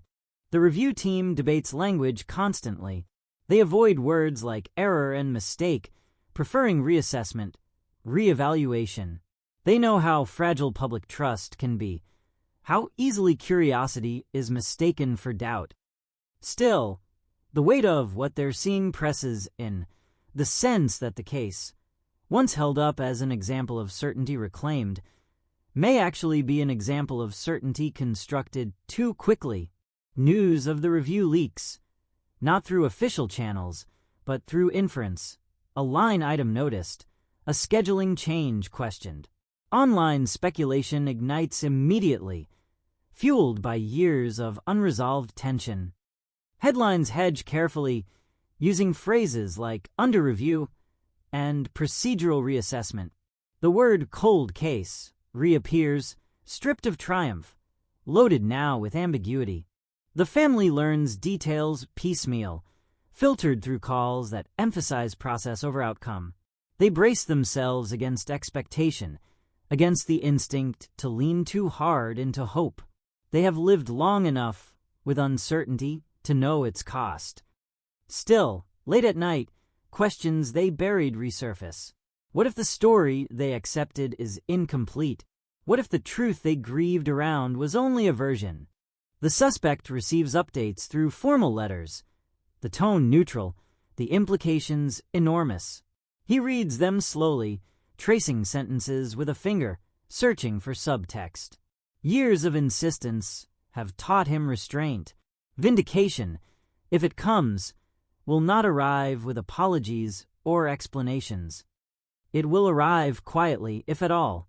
Inside the department, reactions are mixed. Some see the review as overdue, a healthy sign of accountability. Others bristle, defensive, interpreting it as a challenge to work done under constraints younger analysts never faced. Meetings are tense. Words are chosen carefully. No one wants to be the face of doubt, but no one wants to be remembered as the person who ignored it either. As findings accumulate, an internal memo circulates, dense with technical language, cautious in tone but unmistakable in implication.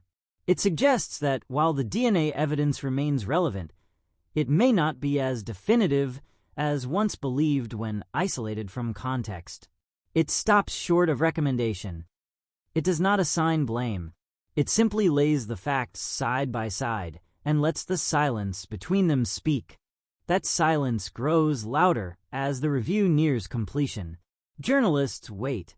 Advocates prepare statements. Skeptics sharpen arguments.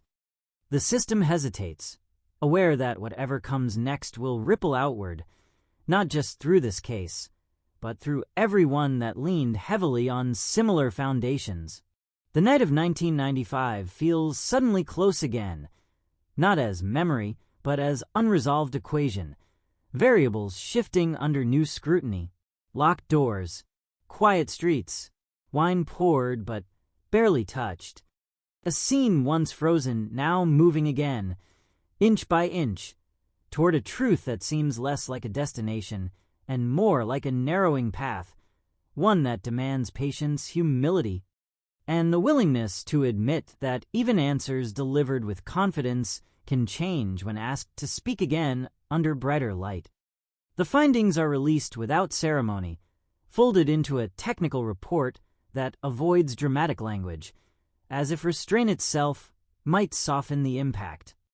There is no press conference, no podium framed by seals and flags, just a document uploaded quietly, dense with qualifiers, footnotes, and carefully weighted conclusions. It does not declare innocence. It does not declare error. It does something far more destabilizing. It declares uncertainty where certainty once stood. The report states that the DNA profile used at trial remains consistent with the suspect, but that newer analysis indicates the sample was likely a mixture, that transfer mechanisms cannot be ruled out, that the probability values presented to the jury would be expressed differently under current standards. It emphasizes that this does not negate the conviction, only contextualizes it. Context, however, has a way of changing everything. Within hours, the document is dissected publicly, passages highlighted, phrases pulled from their cautious framing and debated as if they were verdicts themselves. Some see validation of long-held doubts. Others see bureaucratic hedging, science eating its own tail. Headlines struggle to strike a balance, avoiding the word wrongful, while leaning heavily on questions raised. The phrase California 1995 cold case trends again, this time tethered to a new word, review. Legal motions follow quickly, measured but persistent. Appeals courts receive filings arguing that evidence presented as definitive was, by modern understanding, incomplete. The language is restrained, respectful, but firm. Justice, the filings argue, is not static. It evolves alongside knowledge. Whether the courts agree remains uncertain, but the machinery is moving again, and movement alone feels seismic after so many years of stillness. The family watches from a distance, exhausted by the cycle yet unable to look away. Each development pulls them back into a story they never asked to carry for so long. They wrestle privately with conflicting emotions, loyalty to the outcome they accepted, fear of what unraveling it might mean, and the quiet, persistent desire to know what truly happened, even if the answer hurts more than ambiguity. The suspect waits, days marked by routine, nights punctured by thought. He has learned that hope must be rationed, that expectation invites disappointment. Still, the report cracks something open, a sense that his story, long dismissed, has at least been acknowledged as possible. Not true. Possible. In a system built on absolutes, possibility is radical. Inside the department, the reaction is cautious, defensive in places, reflective in others. Some officers feel vindicated, their earlier doubts echoed by modern analysis. Others feel exposed, worried that their work will be judged harshly by standards that did not exist when decisions were made. The institution braces itself, not against blame, but against the erosion of confidence, the harder thing to repair. As weeks pass, the conversation deepens. Experts appear on panels, discussing the philosophy of evidence, the danger of narrative momentum, the difference between scientific truth and legal sufficiency. They speak about humility, about the necessity of revisiting conclusions when tools improve. Their words resonate beyond this case, casting long shadows over others built on similar foundations. The house on Arroyo Vista Drive stands unchanged, oblivious to the renewed attention, its walls silent witnesses to debates unfolding far beyond its rooms. Neighbors pass, without slowing now, the novelty worn off, the story too complex to fit into a glance. The street absorbs the weight of history and continues, as streets do. No final decision arrives quickly. Courts deliberate. Agencies respond. Statements are issued, revised, clarified. The case exists again in suspension, not frozen, not resolved, hovering between past certainty and future possibility. It demands patience from everyone involved, a patience sharpened by the knowledge that time has already taken so much. And in that suspended state, the most unsettling truth emerges, not about guilt or innocence, but about the nature of resolution itself. That answers, once given, are not immune to revision, that confidence can age poorly, and that the coldest cases are not always the ones without suspects, but the ones where the search for truth must begin again, long after the world decided it was finished. The waiting stretches on, not dramatic, not loud, but heavy in a way only unresolved things can be, a quiet pressure that settles into daily life and refuses to lift. Court calendars shift. Motions are reviewed, postponed, revisited. Language becomes everything now, every word weighed for how it might tilt the balance between finality and doubt. No one promises outcomes anymore. They promise process. For the family, this final turn feels different from all the others. Earlier, uncertainty came from absence, from not knowing who or why. Now it comes from abundance, from too many explanations layered on top of one another, each plausible, none complete. They sit together more often, not to discuss strategy or statements, but to remember her as she was before headlines, before evidence, before her life became a case study. They talk about small things, habits, jokes, plans that never reach their conclusion. In those moments, the legal questions feel distant, almost irrelevant, and yet they know that whatever comes next will shape how the world remembers her. The suspect's fate remains tied to institutions that move at their own pace, immune to individual urgency. He learns to exist inside the pause, to mark time without measuring it against expectation. Years ago, he learned that anger consumed more than it sustained. Now he waits with something closer to resignation than hope, aware that even if the system revisits its conclusions, it may never fully undo what certainty already did to his life. Inside the justice system, the case becomes a reference point again, but now for a different reason. It is cited in discussions about reform, about how evidence should be framed, about the responsibility that comes with scientific authority. Some argue that the system worked as designed, that it adapted, reviewed, reconsidered. Others argue that adaptation came too late to matter cleanly. Both sides are right, and that shared truth is uncomfortable. Eventually, a ruling arrives, not sweeping, not cinematic, but carefully worded, acknowledging the review, recognizing the limitations identified, and reaffirming that the conviction meets the legal threshold required to stand. The language emphasizes sufficiency, not certainty. It closes one door, while leaving others technically ajar, avenues so narrow they might never be walked. The decision satisfies process, but it does not quiet the questions. Reactions are muted. There is no celebration, no protest that lasts longer than a news cycle. The public has learned how complicated the story is, how resistant it is to simple judgment. Commentators speak of nuance, of gray areas, of the difference between truth and verdict. Then attention drifts, pulled towards stories that offer clearer villains and cleaner endings. The family absorbs the ruling in silence. They expected nothing else, and yet the finality still lands with weight. It does not resolve their doubts. It does not erase the relief they once felt either. It simply becomes another layer in a story already thick with them. They choose not to speak publicly this time, not because they have nothing to say, but because words feel inadequate to hold what remains. The detective who carried the case for so long reads the ruling once, then closes the file for the last time. He understands now that some investigations do not end with answers, but with understanding of limits. He files his notes away, not in an archive, but in memory, lessons learned too late to change the past, but valuable enough to shape the future.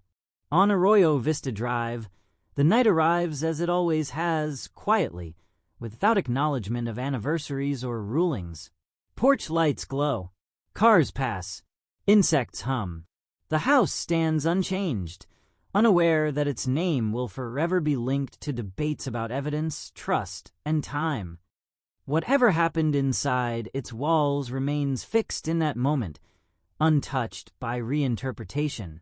The California 1995 cold case settles into its final form, not as a story neatly solved or tragically unsolved, but as something more unsettling, a reminder that truth and certainty are not the same thing, that justice can function without fully understanding what it touches, and that some answers, once pursued for decades, arrive not as clarity, but as a quiet acknowledgement of what may never be fully known. And in that acknowledgement, the case leaves behind its last echo, not a confession, not a revelation, but a lingering question that hums beneath the surface of every conclusion, asking softly, insistently, whether knowing enough is the same as knowing at all. Time does what it always does in the end, not by resolving anything, but by settling dust over sharp edges until they no longer cut quite as visibly. The case drifts out of active conversation and into that deeper layer of memory reserved for stories people believe they already understand, even if they never truly did. Files remain stored. Links remain clickable. The narrative stabilizes, not because it is complete, but because fatigue eventually outweighs curiosity. In classrooms and conferences, the California 1995 cold case becomes a cautionary reference rather than a headline, invoked when discussions turn to the limits of certainty, to how easily language can outrun evidence. Students study it without emotion, parsing decisions with the safety of distance, unaware of how raw the questions once felt to those who lived inside them. For them, it is theory. For others, it is still a wound that learned how to stay quiet. The family grows older together, marking time through ordinary milestones that continue regardless of unresolved history. Birthdays are celebrated. Photos are framed. Her name is spoken less often in public, but never disappears from private conversation. They stop waiting for the case to give them something it never could, a clean ending, a moment where everything finally makes sense. Instead, they carry her forward in smaller, steadier ways, choosing memory over explanation. The suspect fades from public attention almost entirely, becoming a footnote in debates that move on to newer, louder examples. His appeals exhausted, his story fixed in records he can no longer influence. He exists in a space between certainty and doubt that no ruling ever fully erased. Whether history will remember him as rightly convicted or eternally questionable remains unclear. History, like justice, rarely speaks with one voice. The detective retires quietly. On his last day, there is no mention of the case that followed him for so long, no acknowledgement of doubts recorded too late to matter officially. He leaves behind a system slightly more cautious than the one he entered, comforted by the belief that lessons, even uncelebrated ones, have a way of resurfacing when they are needed most. Arroyo Vista Drive continues to exist without ceremony, a normal street carrying an abnormal past. Children play there now, Dogs bark. Deliveries arrive and leave. The house has absorbed renovation and repainting. Layers of life laid over something that cannot be fully erased, only muted. If the walls remember, they do not speak. And so the case ends not with revelation, but with acceptance of uncertainty, a rare and uncomfortable conclusion. It does not offer justice in its purest form, nor truth in its clearest shape. It offers something quieter, more honest, the acknowledgement that some stories resist completion, that some answers arrive incomplete, and that the pursuit of certainty can itself become a kind of illusion. The California 1995 cold case remains, solved on paper, unsettled in memory, a reminder that beneath every confident headline lies a human story, still breathing, still unresolved, still asking, long after the microphones are gone, whether understanding is something we achieve or something we learn to live without. Long after the last ruling, long after the final article stopped being updated, the case continues its quiet work beneath the surface, influencing choices made by people who never knew her name when it first appeared in print. Prosecutors hesitate an extra second before describing certainty. Analysts phrase conclusions with softer edges. Investigators learn to distrust the comfort of clean narratives. The ripple is subtle, almost invisible, but it is there, moving through rooms where decisions are made and lives are redirected. The evidence itself becomes strangely inert with age. Samples sealed decades earlier remain preserved in climate-controlled silence, labeled, cataloged, untouched. Science advances around them, promising sharper tools, deeper insights, but the law does not move backward easily. There is always the question of whether reopening the physical past would illuminate anything new, or simply fracture what stability remains. The choice to leave the evidence alone becomes its own kind of verdict. Journalists who once chased the story now reference it with caution, aware of how easily intensity can harden into assumption. Some remember how certain they felt at the beginning, how confident their words sounded when they believed resolution was finally at hand. Now, they reread those old lines with discomfort, recognizing the gap between what they knew and what they claimed to know. Experience has taught them that mystery does not vanish just because a headline says it has. The community surrounding Arroyo Vista Drive adapts in the way communities always do, by absorbing history into background noise.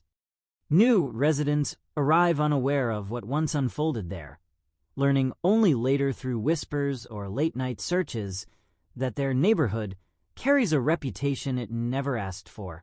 Reactions vary. Some feel uneasy. Others dismiss it as distant, irrelevant. Life continues either way because it always does. For the family, the years bring a quieter kind of strength. They stop measuring time in anniversaries of tragedy and begin measuring it in moments of connection that persist despite loss. They no longer look to institutions for validation of their grief or relief from it. What they needed most was never a ruling, but acknowledgement of complexity, and that acknowledgement, however imperfect, has slowly emerged from the long conversation the case forced into existence. The man at the center of the controversy remains an unresolved symbol, a figure onto whom arguments are projected rather than questions truly answered. To some, he represents accountability long delayed. To others, he embodies the danger of overconfidence dressed as proof. He himself exists somewhere between those interpretations, living within the boundaries set by decisions he can no longer meaningfully challenge.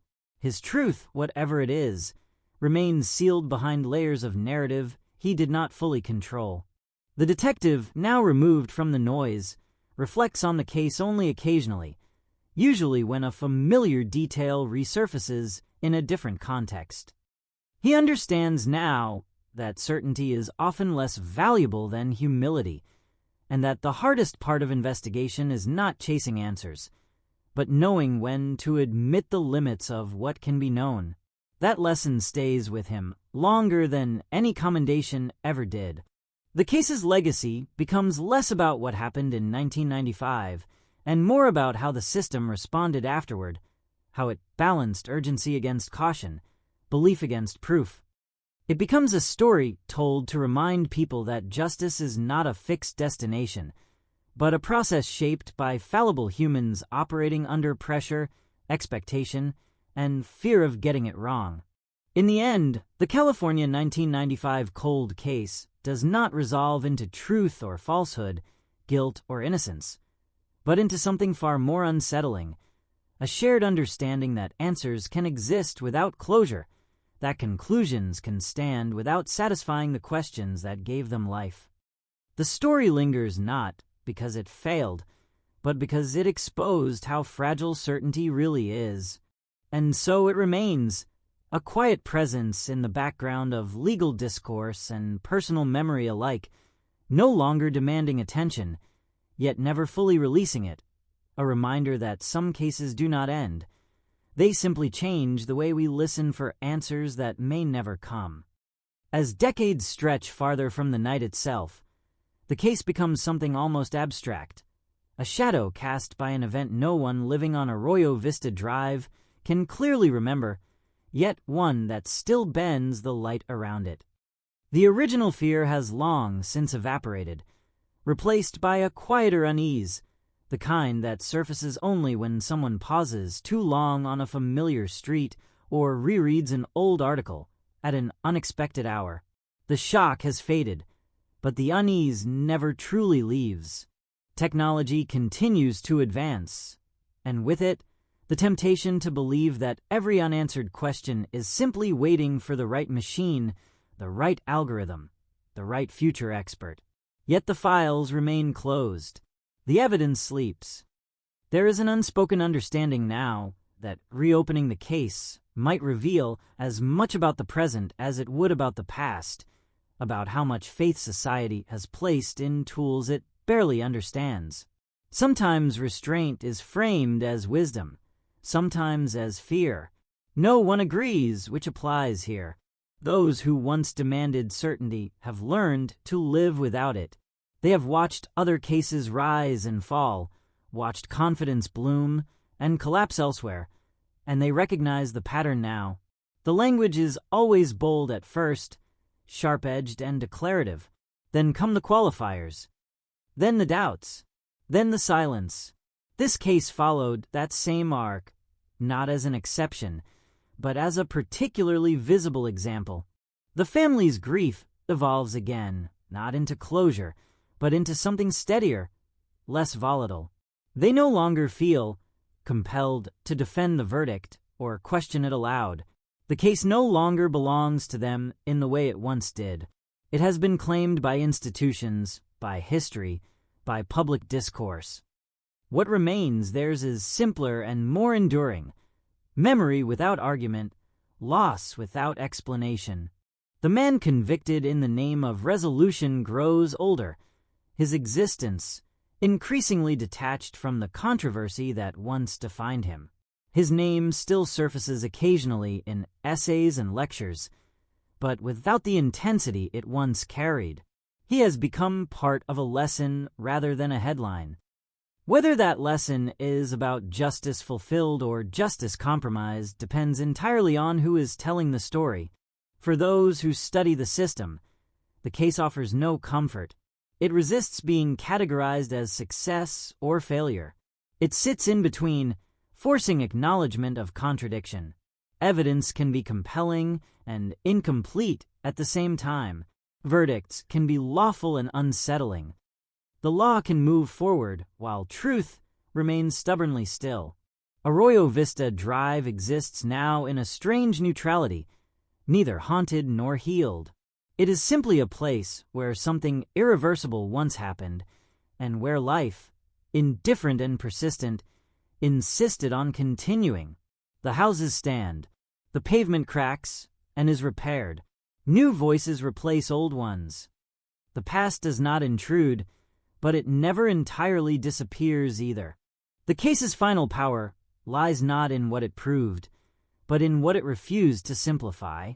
It stripped away the fantasy that time always clarifies, that patience guarantees understanding. Instead, it revealed a quieter reality, that some answers degrade with age, that memory distorts, that certainty can erode even as records grow thicker.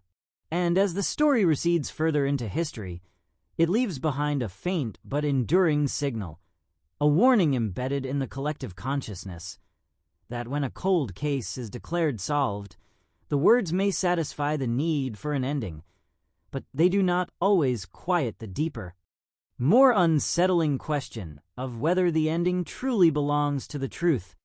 Eventually, the case stops being something people argue about and becomes something they reference, a shorthand for complexity, for discomfort, for the uneasy space where justice and certainty fail to overlap. Its name is spoken in passing, in footnotes and sidebars, introduced with a pause that signals weight without explanation. Those who know, know. Those who don't rarely ask.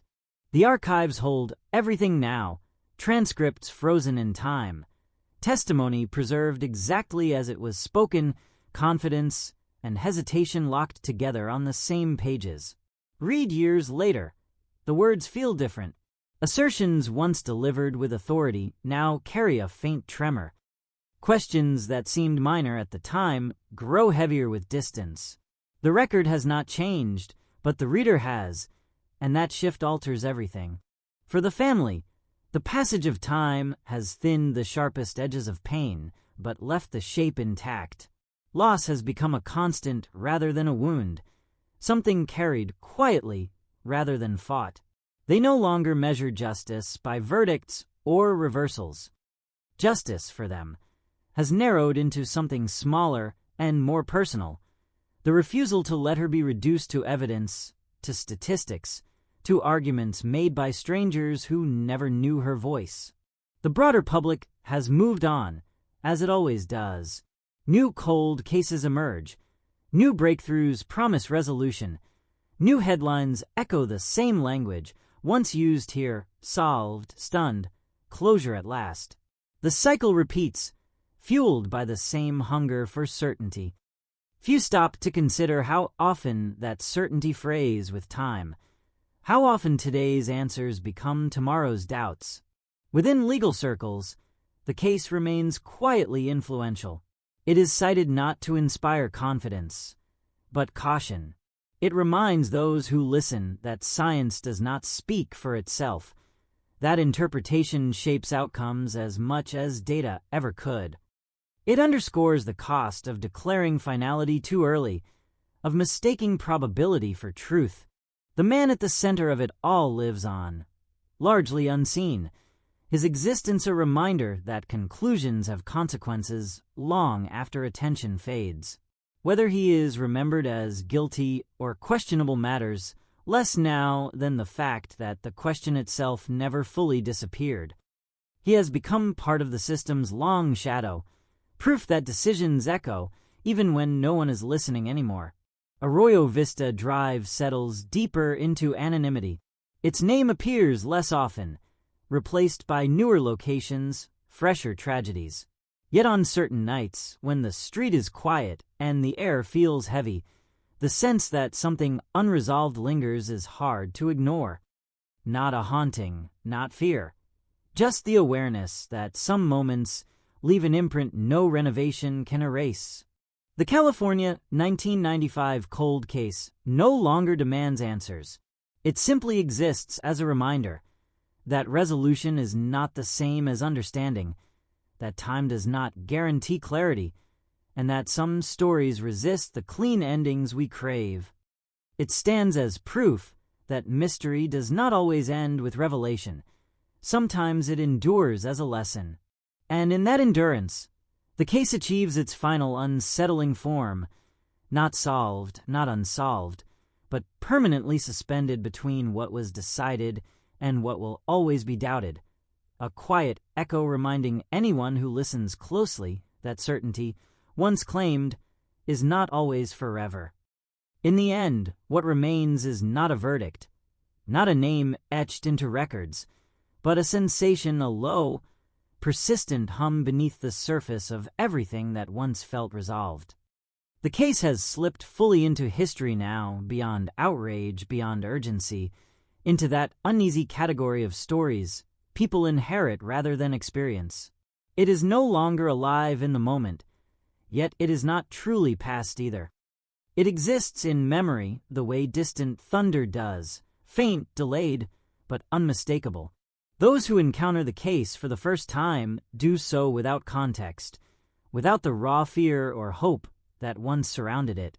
They read it cold, line by line, surprised by how uncertain it feels beneath the confident language. They expect revelation and find ambiguity instead. They expect an ending and find only a stopping point. And slowly, almost reluctantly, they understand why it never quite let go of the people closest to it.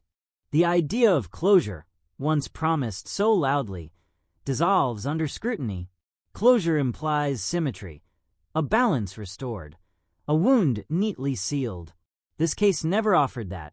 It offered an outcome, a legal conclusion shaped by thresholds and standards, not by absolute truth. And over time, that distinction has become impossible to ignore. What was once accepted as enough now feels incomplete, not wrong perhaps, but insufficient to quiet the deeper questions. For the family, closure was never something the system could deliver. What they have instead is endurance, the ability to carry loss without demanding that it make sense. They have learned that memory does not need validation, that grief does not require consensus. Her life, once compressed into exhibits and timelines, has expanded again in private remembrance, freed from the weight of proof. The system, too, carries the residue. Every cold case reopened, every forensic breakthrough announced, echoes faintly with the lessons learned here. There is more hesitation now, more acknowledgement of uncertainty. Progress exists, but it moves with heavier steps, aware of the ground beneath it. This case did not change the system overnight, but it bent it slightly toward humility. Arroyo Vista Drive remains silent about what it witnessed. Streets do not testify. Houses do not confess. They simply stand, absorbing years, weather, and forgetting, while the truth, whatever it is, remains locked in a moment that cannot be revisited. The past does not clarify itself with age. It only grows quieter.